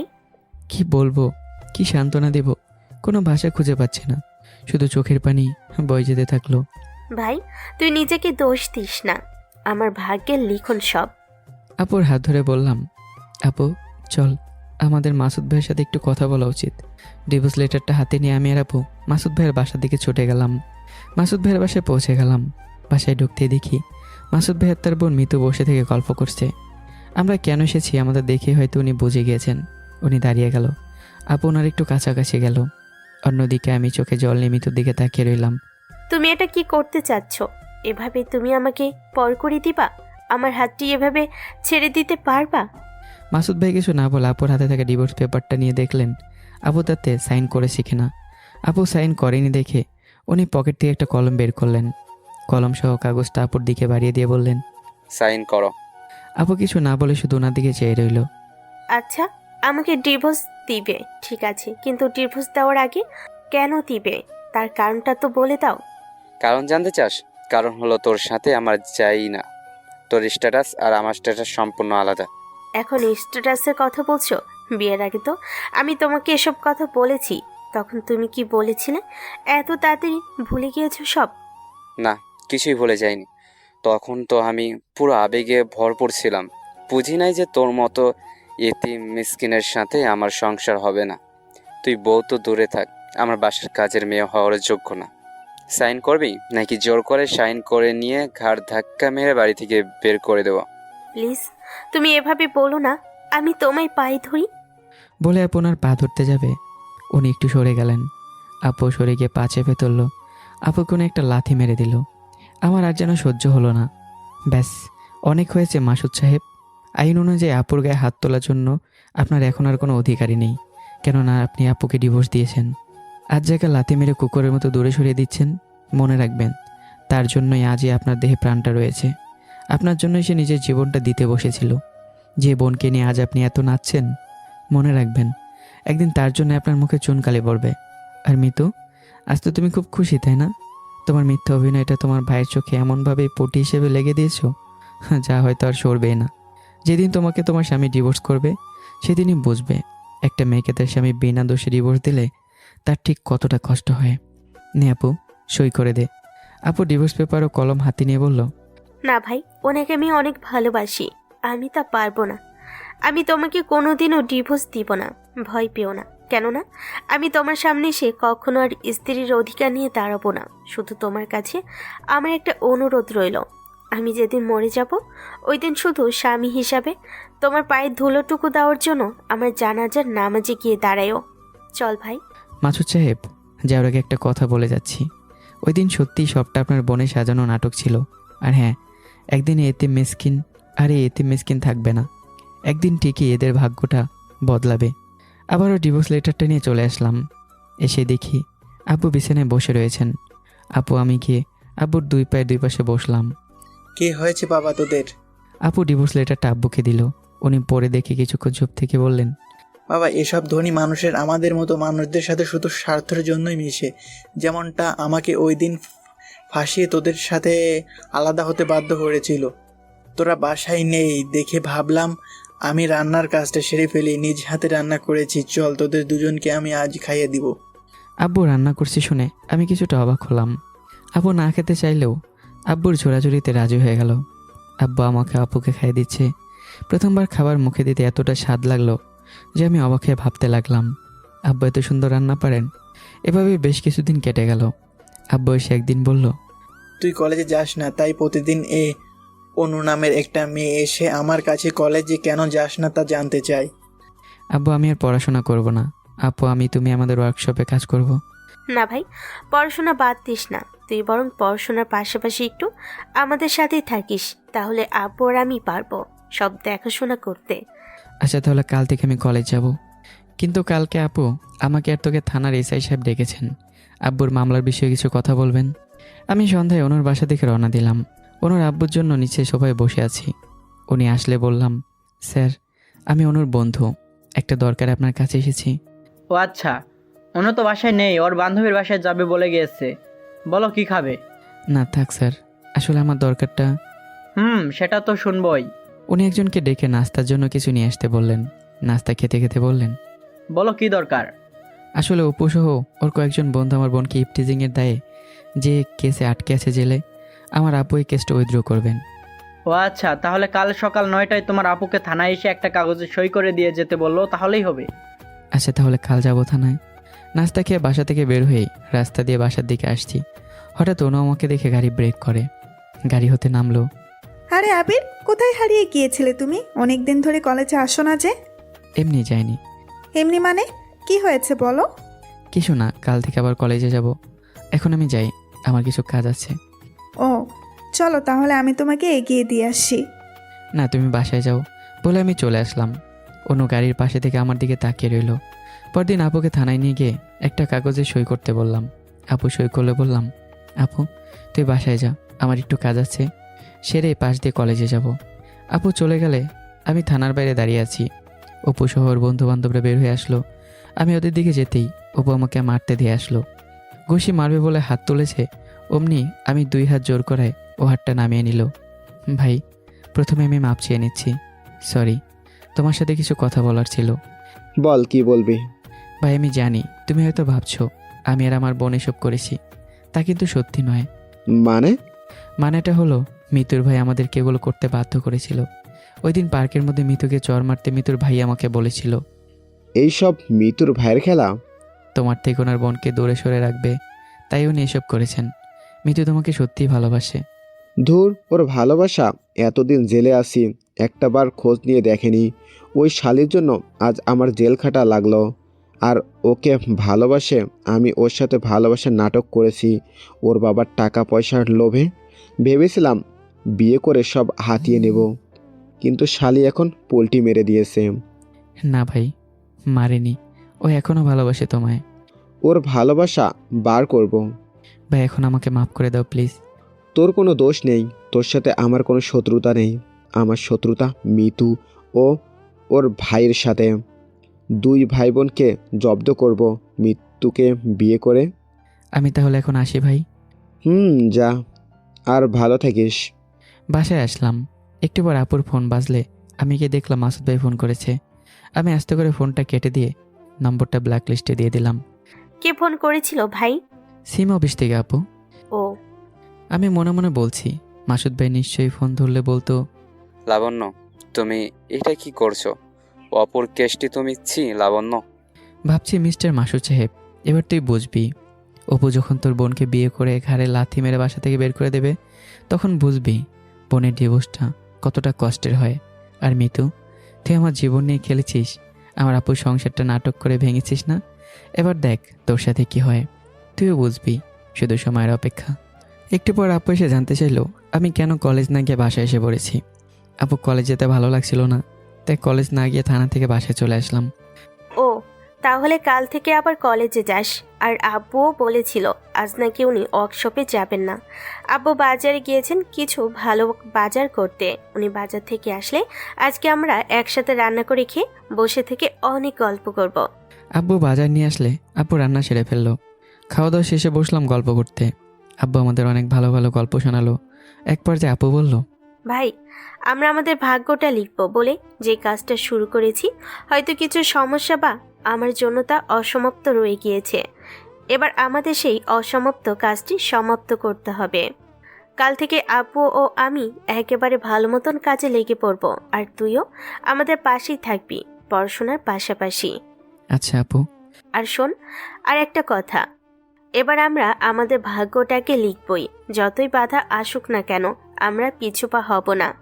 আপুর কথা শুনে মনে হলো আপু যেন আবার উঠে পড়ে লেগেছে। আপুর চোখে মুখে যেন আজকে অন্য কিছু ছায়া। ও মনে হয় মাসুদ ভাইয়ের সব কথাগুলো মুখ বুজে সহ্য করেছে, শুধু সময় হলে তার উচিত জবাবটা দেওয়ার জন্য। গল্প শেষ হলো। আমি এসে আজ একটু পড়ার টেবিলে পড়াশোনার জন্য বসলাম। পড়া শেষ করে শুয়ে শুয়ে ভাবছি আপু ঠিকই বলেছে, এবার আমাদের ভাগ্যটা লিখতেই হবে। ভাঙতে হবে মিতু ও ওর ভাইয়ের অহংকার। মিতুকে উচিত শিক্ষাটা অপুই দেবে। আমি শুধু অপুকে নিয়মিত উস্কানিটা মেরে যাব। ভাবতে ভাবতে কখন যে ঘুমিয়ে পড়লাম। সকালে উঠে ফ্রেশ হয়ে খাওয়া দাওয়া শেষ করলাম। করেই আপু আব্বুর সাথে ওয়ার্কশপে গেলাম। গিয়ে থেকে আজ আপু সবাইকে বেশ প্রণোদনামূলক কথা বলছে। ও যেন চাইছে সব কর্মীরা কাজ করার জন্য একেবারে জেগে উঠুক, সবাই সবার সর্বোচ্চটা দিয়ে। একটু পর আপুর সাথে আমিও যোগ দিলাম। সবাই আমাদের যথেষ্ট আশ্বাস দিল। আপু আমায় এবার কলেজ যেতে বলল। আমি বাসায় এসে একটু রেডি হয়ে কলেজের উদ্দেশ্যে রওনা দিলাম। হঠাৎ বুঝলাম পেছন থেকে কে যেন বারবার বাইকের হর্ন বাজাচ্ছে। করে তাকাতে দেখি অপু। কি আবির, কলেজে যাচ্ছিস নাকি? কলেজে যাচ্ছি। তা অনেক দিন পর কলেজে যাচ্ছিস যে? আর উঠ, পিছনে আমিও কলেজে যাচ্ছি। ওপর বাইকের পেছনে উঠতেই যদিও আমার ভয় করছিল, কিন্তু ওর চোখ মুখ দেখে বুঝলাম ওর কোনো বাজে উদ্দেশ্য বা আমার উপর কোনো রাগ নেই। তাই ওর বাইকের পেছনে উঠে বললাম। ও বাইক চালাচ্ছে আর গান বলছে, ওর সাথে আমাকেও গাইতে বলছে, কিন্তু আমি না গিয়ে ওকে উৎসাহ দিয়ে যাচ্ছি। আর ভাবছি আজকে অপুর সাথে কলেজে ঢুকলে আর কেউ না হোক, মিতু নিশ্চিত অবাক হয়ে যাবে। যাক, ভালোই হবে, তাহলে মিতু চাইবে অপুকে আমার থেকে আলাদা করতে। কলেজে পৌঁছে গেলাম। আমি বাইক থেকে নেমে ক্লাসের দিকে যেতেই অপু বলল, আবির দাঁড়া, আমিও তো ক্লাসে যাব। আমি দাঁড়িয়ে গেলাম। পরে দুজন একসাথে ক্লাসে যেতেই দোতলায় খেয়াল করে দেখলাম অনু আর মিতু দাঁড়িয়ে রয়েছে। সিঁড়ি বেয়ে দোতলায় উঠতেই ওপরে চোখ যেতেই দেখি সিঁড়ির শেষ মাথায় মিতু দাঁড়িয়ে। আমরা দোতলায় পৌঁছে গেলে মিতু অপুকে উদ্দেশ্য করে বলল, তুমি এত নীচ হয়ে গিয়েছো যে আমার বিএফ হয়ে এই এতিম ছোট লোকের বাচ্চাটার সাথে কলেজে আসলে আবার একসাথে ক্লাসে যাচ্ছ। আমি কার সাথে কি করব সেটা কি তুমি ঠিক করে দিবে নাকি? অপু থাক, আমি যাই রে বলে পাশ কেটে চলে যেতেই অপু আমাকে দাঁড়িয়ে যেতে বলল। আমি অপুর কথা না শুনে চলে গেলাম ক্লাসে। ক্লাসে এসে বসে আছি। একটু পর মিতু অপু ক্লাসে ঢুকেই দুজনের জায়গায় বসলো। বুঝেছি অপু ও মিতুর মাঝে ঝগড়া হয়েছে। এবার অনু আসলেই মিতুকে আমি একটু তেল আগুনে জ্বলাবো। অনু এসে আমার পাশে বসলো। আমি আজ অনুর অনেক কাছাকাছি গিয়ে বসলাম। বসে শুরু করে দিলাম গল্প। কেউ বলবে না যে আমরা ফ্রেন্ড, এমন আচরণ করছি যে আমরা যেন গার্লফ্রেন্ড বয়ফ্রেন্ড। খেয়াল করে দেখি মিতু মনে হয় আমাদের এভাবে দেখে তেলে বেগুনে জ্বলে যাচ্ছে। একটু পরও অপুর পাশে গিয়ে বসলো এবং অপুর সাথে গল্প করতে লাগলো। যাক, থিওরিটা কাজে লেগেছে। মনে মনে আমার কিছুটা হাসি পেল। মিতু, তুই খাল কেটে কুমির ডেকে আনছিস, আর আমি তোকে সেই কাজে উৎসাহ দিয়ে যাব। স্যার আসলো এবং ক্লাসে শুরু হয়ে গেল। ক্লাস শেষে বাসায় আসবো বলে অনুর সাথে কলেজ মাঠ দিয়ে হেঁটে আসছি। অনু বলল আমার বাসা অবধি এগিয়ে দেবে। অনু গাড়ি আনতে গেল, আমি দাঁড়িয়ে থাকলাম। অনু গাড়ি নিয়ে আসলে ওর গাড়িতে উঠে বাসায় চলে আসছি আর দুজনে গল্প করছি। জানালার দিকে তাকাতেই দেখি মিতু অপুর বাইকের পেছনে বসে আছে। অপুর বাইক গাড়ির পাশাপাশি আসলে মিতু যেন আমার দিকে তাকিয়ে বলতে চাইছে, তুই একাই পারিস নাকি দেখাতে, এই দেখ আমিও পারি কিনা। ওরা চলে গেল। অনু আমার বাসা অবধি এগিয়ে দিয়ে চলে গেল। বাসায় এসে দেখি আপু আব্বু বাসায় ফিরেনি। দুপুরের খাবারটা খেয়ে আপু আব্বুর জন্য খাবার নিয়ে ছুটলাম ওয়ার্কশপে। গিয়ে দেখি আপু আর আব্বু আজ কর্মীদের সাথে কাজে লেগে পড়েছে। আমি কিছুটা অবাক হয়ে গেলাম। দুপুর পেরিয়ে যাচ্ছে, এখনও খাওয়া দাওয়ার খোঁজখবর নেই, অত সেভাবে কাজ করেই যাচ্ছে। আব্বু আপুকে ডেকে খেয়ে নিতে বললাম, আর আমি সব কিছু ঘুরে ঘুরে দেখলাম। বেশ কাজ করছে সবাই। আপু আব্বুর খাওয়া দাওয়া শেষ হয়ে গেলে আমি সব আবার তিনজন মিলে কাজে লেগে পড়লাম। কাজ শেষ করে সবাই বাসায় ফিরলাম। আজ আপু আব্বু অনেক ক্লান্ত, তাই আজকে রান্নাটা আমি সেরে ফেললাম। রাতে খেতে বসলে আপু বলল, এভাবে যদি প্রতিদিন কাজ হয় তাহলে খুব বেশি দিন লাগবে না আমাদের ছোট্ট ওয়ার্কশপটা বৃহদায়তন এ রূপ নিতে। ঠিকই বলছিস লাবণ্য, আমরা এভাবেই প্রতিনিয়ত নিজেদের সর্বদাটা দিয়ে কাজ করে যাব, তাহলে একদিন না একদিন উপরওয়ালা ঠিক আমাদের দিকে মুখ তুলে তাকাবেই। এক সপ্তাহ পার হয়ে গেল। আপু হিসাব করে জানালো আমাদের এক সপ্তাহ কাজের ফলে আমরা আরও 5টা সেলাই মেশিন যোগ করতে পারবো। আমি কিছুটা অবাক হলামই বটে। এই ছোট্ট সাফল্যের হাত ধরেই যে একদিন আমরা আমাদের ভাগ্যটাকে লিখে ফেলবো তার কোনো সন্দেহ নেই। রাতে ঘুমাতে গিয়ে আজ আমার মনটা কেমন যেন অন্য কিছু বলছে। আমি একসময় যার পিছনে ছুটেছি সে আমাকে ছুঁড়ে ফেলে দিয়েছে। আজ অনু আমার পেছনে ছুটছে। অনুকে দেখলে মনে হয় ও আমার অনেক কিছু বলতে চায় কিন্তু বলতে পারে না। ওকে দেখে মনে হয় ও যেন পুরোটাই মিতুর উল্টো। মিতুর উপর প্রতিশোধ নিতে গিয়ে অনু আবার আমার বন্ধুদের হাতটা ছেড়ে দিয়ে চলে যাবে না তো? তাহলে কি অনুকে আমি আপন করে নেব? আমি কি ও যা বলতে চায় তা বলে দেবো ওকে? না, এখন বলা যাবে না। এখন বললে অনু হয়তো আমায় গ্রহণ নাও করতে পারে, আবার অনুর বাবাও কোনো মতেই হয়তো আমায় মেনে নেবে না। সো আগে অনুর পাশে দাঁড়ানোর মতো যোগ্যতা অর্জন করি, তারপর না হয় সব ভেবে দেখব। এখন আপাতত অনুর সাথে এভাবেই থাকি। এদিকে তো মিতু আবারও অপুর প্রেমে হাবুডুবু খাচ্ছে। শুধু সময়ের অপেক্ষা, কবে যে মিতুর বিয়েটা দেখব আর আমাদের এই অবস্থাটা পরিবর্তন হবে। কয়েকটা মাস এভাবেই কেটে গেল। আজ আমাদের অবস্থাটা অনেকটাই পরিবর্তন এসেছে। বাড়ি পাল্টিয়েছি, একটা গাড়িও হয়েছে আমাদের অবস্থাটা মোটামুটি ভালোই হয়েছে, তবে এখনও অনেক কিছু হতে বাকি রয়ে গেছে। আমার প্রথম বর্ষের পরীক্ষার কয়েকদিন পরই তাই মন দিয়ে পড়াশোনা শুরু করে দিলাম। রাতভর পড়াশোনার পাশাপাশি অনুর সাথে ভালোই চ্যাটিং চলে। পরীক্ষাও চলে এলো। এক পর্যায়ে পরীক্ষা শেষ হয়ে গেল। শেষ পরীক্ষা দিন আমি আর অনু আসছি। অপু আমাদের ডেকে নিয়ে বলল, আয় সবাই আজকে ঘুরতে যাই। আমি না করলাম। অপু বলল, আচ্ছা, আজ তাহলে আবার সবাই কলেজের ওই পুরনো চাওয়ালার দোকানের সামনে যাই। চাও খাওয়া হবে, আবার আড্ডাও দেওয়া হবে। আচ্ছা আমরা আসবো তাহলে, বলে বাসায় চলে আসলাম। বাসায় এসে খাবার টেবিলে বসলাম। আপু একে একে রান্নাঘরেতে খাবার নিয়ে আসছে। কেউ যেন দরজায় কলিং বেল বাজাতেই আপু আমাকে গিয়ে দেখতে বলল। আমি গিয়ে দরজা খুলে দেখি একটা মেয়ে। বয়সটা খুব বেশিও না, আবার কমও না, মাঝামাঝি হবে। কে আপনি, আর কি চাই? উনি মাথাটা নিচু করে বলল, বাবা, আমি তোমার সৎ মা। কি বললেন আপনি? আবার বলুন। বাবা, আমি তোমার সৎ মা। ও, তার মানে ওই দিন আব্বুকে আপনি আর আপনার বাবা আমাদের থেকে আলাদা করেছিলেন, আর আপুকে আমাকে আমার পরিবারকে পথে বসিয়েছিলেন। এখন এই বাসা থেকে বেরিয়ে যান বলছি, না হলে কিন্তু। বাবা, তোমার আব্বুকে একটু ডেকে দাও, ওনার সাথে কিছু কথা বলেই আমি চলে যাব। আব্বু বাসায় নেই, আর আব্বুর সাথে আপনার কোনো কথা বলারও দরকার নেই, চলে যান বলছি। কি হয়েছে ভাই? বলে আপু এসে ওনার সাথে সব কথা বলে বাসার ভিতরে আসতে বলল। আমি আপুর দয়া দেখে অবাক হয়ে গেলাম। শুধু রাগে আমার হাত পা কামড়াচ্ছে। একটু পর আব্বু আসলো। আব্বু এসেই তো আমার থেকে ওনাকে দেখে বেশি রেগে গেলেন। কিন্তু আপুর কথায় আব্বু কিছুটা শান্ত হয়ে গেল এবং কী জন্য এসেছে তা জানতে চাইলেন। আমার বাবা হাসপাতালে, ওনার ক্যান্সার হয়েছে। ডাক্তার বলেছে আর বেশি দিন বাঁচবেন না উনি। বাবার শেষ ইচ্ছা তোমাকে দেখার, তোমার কাছে ক্ষমা চাওয়ার। প্লিজ আমার সাথে চলো তুমি। আব্বু কিছুতে রাজি হলেন না। এক পর্যায়ে সৎ মা আমাদের সামনেই আব্বুর পা জড়িয়ে ধরলেন। বলো, মেয়ে হয়ে আমি কি আমার আব্বুর শেষ ইচ্ছাটা পূরণ করতে পারি না? তোমার যত ইচ্ছে আমাকে শাস্তি দাও, প্লিজ তবু একটিবার চলো। আপু এসে ওনাকে তুললেন এবং আপু আব্বুকে একটু বোঝালেন। অবশেষে আব্বু রাজি হয়ে গেল। আমরা সবাই গাড়িতে উঠলাম। আব্বু গাড়ি স্টার্ট দিতেই এক ব্যক্তি এসে গাড়ির জানলা দিয়ে আমাকে একটা কার্ড দিল। আমি কার্ডটা খুলতে অবাক হয়ে গেলাম। কিসের কার্ড ওইটা ভাই? মিতু অপুর বিয়ের কার্ড আপু। বলিস কি, উনি তাহলে আমাদের মৃত্যুর বিয়ের কার্ড দিয়েছেন? না আপু, এই কার্ড অপু আমায় দিয়েছে বন্ধু হিসেবে, আর আব্বু সহ আমাদের অবশ্যই ওর বিয়েতে যেতে বলেছে। ও আচ্ছা। আমি কার্ডটা রেখে দিয়ে ভাবছি, বাবা এবার বিয়েটা হবেই তাহলে। বিয়ের পরে মিতু বুঝবে জ্বালা। কিন্তু মিতুর বিয়ে দিতে মাসুদ সাহেব রাজি হয়ে গেল। কিন্তু কেন রাজি হলো? উনি তো অপুকে দেখতেই পারেন না। আমরা হাসপাতালে পৌঁছে গেলাম। সবাই হাসপাতালে ঢুকলো আর আমি এদিক ওদিক দেখতে লাগলাম। একটু পর আপু আমায় ডাকলো, কিন্তু আমি গেলাম না। দেখা করা শেষে আব্বু আর আপু বেরিয়ে আসলো। বাসায় চলে আসলাম। বাসায় এসে বসে আছি। একটু পর আপু এসে আমার পাশে বসলো। অপুর বিয়েতে যাবি ভাই? হ্যাঁ আপু, ও বড় মুখ নিয়ে সব ভুলে গিয়ে আমাদেরকে দাওয়াত করেছে। একদিন আগে যেতে বলেছে, না গেলে কেমন হয় বল?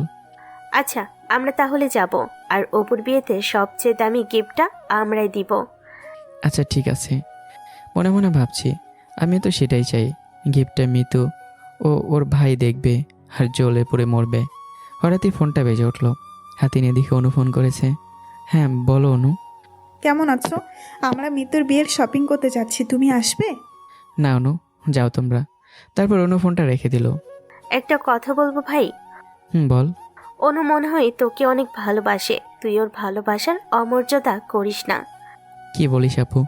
ওর সাথে কি আমার যায়? আরও অনেকটা পথ পাড়ি দিতে হবে আমাদেরকে। তারপর না হয় অনুর সাথে আমাদের যাবে। ভাই দেখিস, যায় কি যায় না তা ভেবে যেন অনুকে হারিয়ে বসিস না আবার। ও অনেক মিষ্টি একটা মেয়ে, এত বড় ফ্যামিলি মেয়ে হয়েও আমাদের সাথে মিশে। আপু বাদ দে না, এখন বল অপুর বিয়েতে কি গিফট দেওয়া যায়? ভাই, আমরা একটা স্বর্ণের আংটি দিব অপুকে, কেমন হবে বল? আপু তুই কি বললি? স্বর্ণের আংটি তো অনেক মূল্যবান হবে। হোক তাতে কি, আমরা এটাই দিব। কালকে অপুর বিয়ে। অপু বারবার ফোন করে আমাদের আজই যেতে বলছিল, তাই আমরা রাজি হয়ে বললাম আচ্ছা তাহলে আমরা সবাই আসছি আজই। আমরা আংটিটা অর্ডার করে রেখেছিলাম। আমি গহনার দোকানে আংটি আনতে গিয়ে দাঁড়িয়ে আছি। একটু পর মিতুর ভাই মিতুকে নিয়ে ওই একই দোকানে হাজির হলো। আমি আংটির জন্য 25,000 টাকা বার করে দিতেই দোকানদার আরও 1,000 টাকা চেয়ে বসলো, যা অর্ডারের চেয়েও বেশি। স্যার, আংটিটার জন্য আরও 1,000 টাকা দিন না প্লিজ, নতুবা আমাদের লস হয়ে যাবে, প্লিজ স্যার। আরে প্লিজ বলার কি আছে, এ নিন টাকা। আমি টাকা দিতেই দোকানদার অনেক খুশি হয়ে গেল। আংটিটা নিয়ে মাসুদ সাহেবের দিকে একটু ঘুরে তাকিয়ে চলে আসলাম। হয়তো বা উনিও মৃত্যু সহ কিছুটা অবাক হয়ে গেলেন। বাসায় এসে দেখি আপু রেডি হয়ে গেছেন। আপুকে আংটিটা দিয়ে জানতে চাইলাম আব্বু কোথায়, উনি যাবেন না? ভাই, আব্বু যাবেন না, আব্বু আমাদের দুজনকে যেতে বলো। আচ্ছা আপু, আমি তাহলে রেডি হয়ে আসি। আমি রেডি হয়ে গেলাম। আপুকে নিয়ে একটা ভাড়ায় চালিত গাড়িতে উঠলাম, কেননা আমি এবং আপু দুজনে এখন আমাদের গাড়িটা ড্রাইভিং করতে পারি না, এখনও শিখিনি। অপুর বাসায় গিয়ে দেখি পুরো বাড়িতে মানুষে ভরা। আপু আর আমি সন্ধ্যা হলে দাঁড়িয়ে গল্প করছি। একটু পর অনুসহ কয়েকজন মেয়ে অপুকে হলুদ পরাতে আসলো। অপুর বাসায় অনু আমাকে দেখেও কিছু একটা বলতে গিয়ে বলল না। ওরা হলুদ পরানো শেষে সবাই চলে গেল। পরদিন বরযাত্রী সবাই বিয়ে বাড়িতে যাওয়ার জন্য রেডি হয়ে গেল। আমরা সবাই চলে গেলাম বিয়ে বাড়িতে। বেশ ধুমধামে বিয়েটা দিচ্ছে দেখি মাসুদ সাহেব বাসার দরজার সামনে সবাইকে নিয়ে একে একে আমন্ত্রণ জানাচ্ছেন। আমি আর আপু ওনার সামনে দিয়ে ঢুকতে গেলেই উনি আমাদেরকে আটকে দিলেন। আমার বোনের বিয়েতে তোমাদের দাওয়াত দিয়েছে কে? আমি তো তোমাদের আমার বোনের বিয়েতে কোনো কার্ড দেই নাই। ফকিরের মতো বিনা কার্ডে বিনা দাওয়াতে বিয়ে খেতে চলে এসেছিস নাকি তোরা? আমি আর আপু কিছু না বলে চুপ করে দাঁড়িয়ে থাকলাম। মাসুদ সাহেব গলা বাজিয়ে আমাদের বেশ কিছু কথা শোনাতে শুরু করে দিলেন। এমন চেঁচামেচি দেখে অনেক মানুষজন হাজির হয়ে গেল। আমি একজন মানুষকে বললাম, ভিতরে গিয়ে বরকে বলুন আবির নামের এক ছেলেকে বিয়ে বাড়িতে ঢুকতে দিচ্ছে না। লোকটি আমার কথা মতো অপুকে বলতেই বাড়ির ভিতরে চলে গেল। কয়েক সেকেন্ডের মধ্যেই অপু এসে হাজির হয়ে গেল। কি হয়েছে এখানে? অপু, এই অপমানের জন্যই কি তুই আমাদের তোর বিয়ের কার্ড দিয়েছিলি? এতগুলো মানুষের সামনে আমাদের ফকিরের সাথে তুলনা করে কতগুলো কথা এনে শুনিয়ে দিল। আমি কি শুনছি এসব? কি সত্যি আপনি এগুলো করেছেন? না, মানে আমি আসলে মানে আমি কি? আমার বন্ধুকে ফকির বলে অপমান করা এগুলো কি? এইসব চল, এই বিয়ে আমি করব না। মাসুদ সাহেব অপুর হাতটি চেপে ধরলেন। প্লিজ অপু, তুমি এমন করো না। আমার ভুলের শাস্তি আমার বোনটাকে দিও না। তুমি চলে গেলে আমার সব মান সম্মান শেষ হয়ে যাবে। ওকে আপনি সবার সামনে আমার বন্ধুর কাছে মাপ চেয়ে বলুন আপনার ভুল হয়ে গিয়েছে, সরি। অপুর কথা মতো মাসুদ সাহেব আমাদের কাছে মাপ চেয়ে সরি বললেন। It's okay. মনে মনে বেশ খুশি হলাম। উনি যখন আমাদের অপমান করেছিল আমরা কিসের জন্য চুপ করেছিলাম? শুধু এভাবে মাসুদ সাহেবের নাকটা কাটবো বলে। বিয়েবাড়িতে ঢুকতেই অনুকে দেখে আমি কিছুটা টাসকে খেয়ে গেলাম। এত সুন্দর করে সেজেছে যে আমি ওর দিকে তাকিয়ে চোখে বুঝতে পারছি না। কি আবির সাহেব, এভাবে কি দেখছেন? না মানে কিছু না, তোমাকে বেশ সুন্দর দেখাচ্ছে এই সাজে। ও আচ্ছা, সুন্দর দেখালে কি লাভ? আর বলুন, যার জন্য সাজি সে তো আর সব বোঝে না। আমি কি বলবো বুঝছি না। অনু যে ইনডাইরেক্টলি এভাবে কিছু বলতে পারবে আমি ভাবতেই পারিনি। আচ্ছা আমি ওই দিকটা একটু যাই বলে অনু সামন থেকে কেটে পড়লাম। কি ব্যাপার, আপুকে কোথাও দেখছি না কেন? কোথায় গেল বলে আপুকে খুঁজতে লাগলাম। আর এক পাশে দেখলাম দাঁড়িয়ে রয়েছে। আপুর কাছে গিয়ে দেখি আপুর চোখে পানি। আপু, কি হয়েছে তোর? কিছু না ভাই। আপু কেন কাঁদছে তা আমি জানি, তাই আমি আপুকে কিছু বললাম না। বিয়ে শেষ হয়ে গেল। পরদিন সন্ধ্যায় আমি আর আপু বাসায় চলে আসলাম। ভাই, দেখছিস ওনার কি রাগ আমাদের উপর, কিভাবে না আমাদেরকে অপমানটা করলেন। আপু বাদ দিত, উনি তো কম অপমান হলেন না। ভাই। 3 দিন পর আমি রুমে বসে পড়ছি। হঠাৎ আব্বু চিৎকার করে উঠল। কি হয়েছে দেখতে বাইরে গিয়ে দেখি আব্বু আপুকে মাটি থেকে তুলছেন। আমি দৌড়ে গিয়ে আব্বুর সাথে আপুকে মাটি থেকে তুললাম আর গাড়িতে করে হাসপাতালে নিয়ে চলে আসলাম। ডক্টর সাহেব আপুকে দেখে বললেন, বেশি চিন্তা ও মানসিক দিয়ে উনি অনেক টেনশন করেছেন, তাই সেন্সলেস হয়ে গিয়েছেন। ও আচ্ছা। আর একটা খুশির খবর আছে, উনি মা হতে চলেছেন। হোয়াট? আপনি এগুলো কি বলছেন ডক্টর? আমি ঠিকই বলছি। ডক্টর সাহেব চলে গেলেন। আব্বা এখন কি হবে? কি হবে আমার কিছুই না, আমি নানা হব আর তুই মামা হবি। আব্বু বেশ খুশির সাথেই হাসি মুখে বলল। একটু পর অনু ফোন করলে আমার ফোনটা বেজে উঠল। ফোন রিসিভ করে আমি কথা বলতে বাইরে গেলাম। বলো। আবির তুমি কোথায়, কিছু শুনেছো কি? আমি হাসপাতালে। আর কি শুনবো, কি হয়েছে? তুমি হাসপাতালে তাও জানো না? তুমি হাসপাতালে কি মিতুকে দেখতে গিয়েছো নাকি? না, আমি মিতুকে দেখতে যাব কেন? আপু অসুস্থ, তাই হাসপাতালে নিয়ে এসেছি। ও আচ্ছা, শোনো তাহলে। অপু নাকি মিতুকে অনেক মারধর করেছে। মিতুর নাকি খুব খারাপ অবস্থা। আমরা সব মিতুকে দেখতে চাচ্ছি এই হাসপাতালে। আচ্ছা যাও বলে ফোন রেখে দিয়ে ভাবছি আমরা তো এই হাসপাতালে রয়েছি। মিতু কোন রুমে ভর্তি হয়েছে তাহলে? আমি আপুর কাছে গিয়ে দেখি আপুর জ্ঞান ফিরেছে, উঠে বসে আছে। আপু তুই অন্তঃসত্ত্বা আমাদের আগে বলতে পারিসনি? তাহলে আমরা বাচ্চাটাকে নষ্ট করতে পারতাম। আপু আমাকে ঠাস করে চড় মেরে দিল। ছি ভাই ছি, তুই এমন কথা বলবি? আমি তা কখনো ভাবি নাই। আমার সন্তান কি অবৈধ যে আমি সন্তান নষ্ট করব?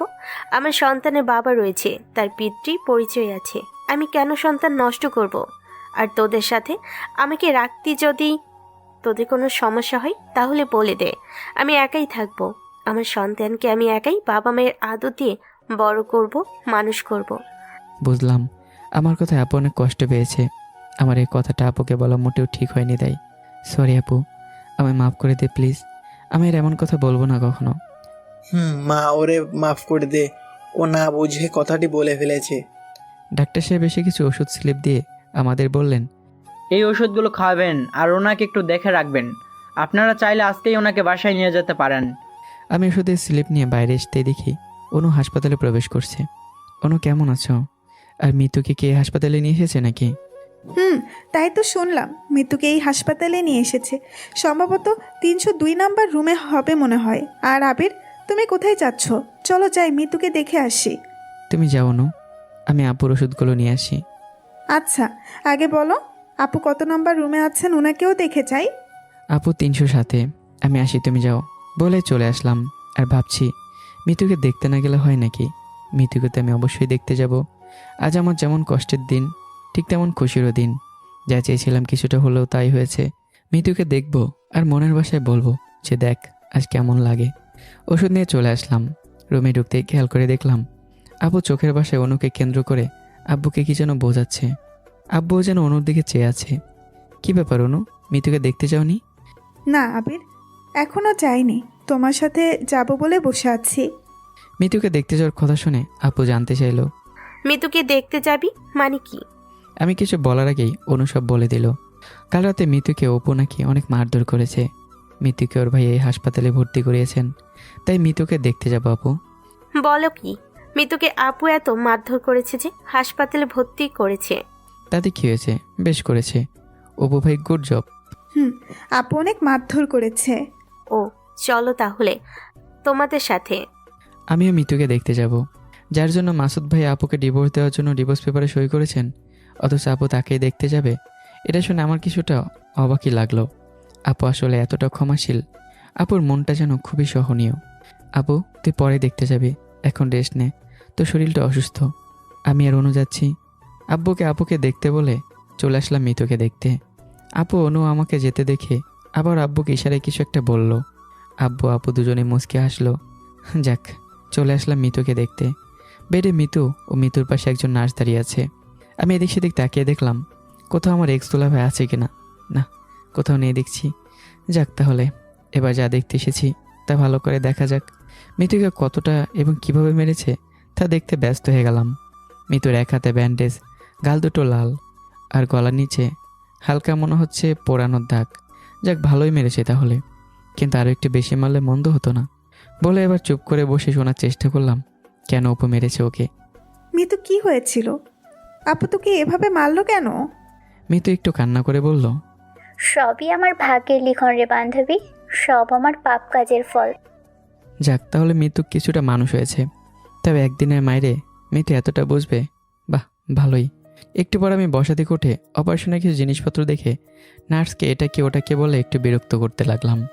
নার্স বিরক্ত হয়ে বলল, অনু আমায় বলেই বসলো, আবির তুমি এমন করছো কেন? না, সব কিছু জানার কৌতূহল জেগেছে তো তাই আর কি। একটু পর আপু আসলো, এসে মিতুর পাশে বসে মিতুর মাথায় হাত বুলিয়ে সব জানতে চাইলো। মিতু আপুর হাত চেপে ধরে কিছু বলতে যাবে, তখনই মাসুদ ভাই চলে আসলেন। মাসুদ ভাই এসে অনুকে বললেন, অনু তুমি থাকো, বাকিদের চলে যেতে বলো। মাসুদ ভাইয়ের কথা শুনে আমি আর আপু বের হয়ে আসলাম। আপুকে যেতে বলে আমি জানালায় কান পেতে রইলাম, কেননা মাসুদ সাহেবের হাতে আমি একটা কাগজ দেখেছি। কাগজটাকে আমি যা সন্দেহ করছি সেটা বোঝার জন্যই কান পেতে রইলাম। মিতু, এই নে ডিভোর্স পেপারও, অপু সাইন করে দিয়েছে, এবার তুই কর। এবার আমি জানালার পর্দা সরিয়ে দেখলাম সত্যিই তো আমি যে ভেবেছি তাই। আহা, আমার জন্য আজ বড়ই নাচতে ইচ্ছে করছে। তাই রে নাই রে না। মিতু আজ কেমন লাগছে তোমার? এবার বুঝো, ইট মারলে পাটকেলটা অবশ্যই খেতে হয়।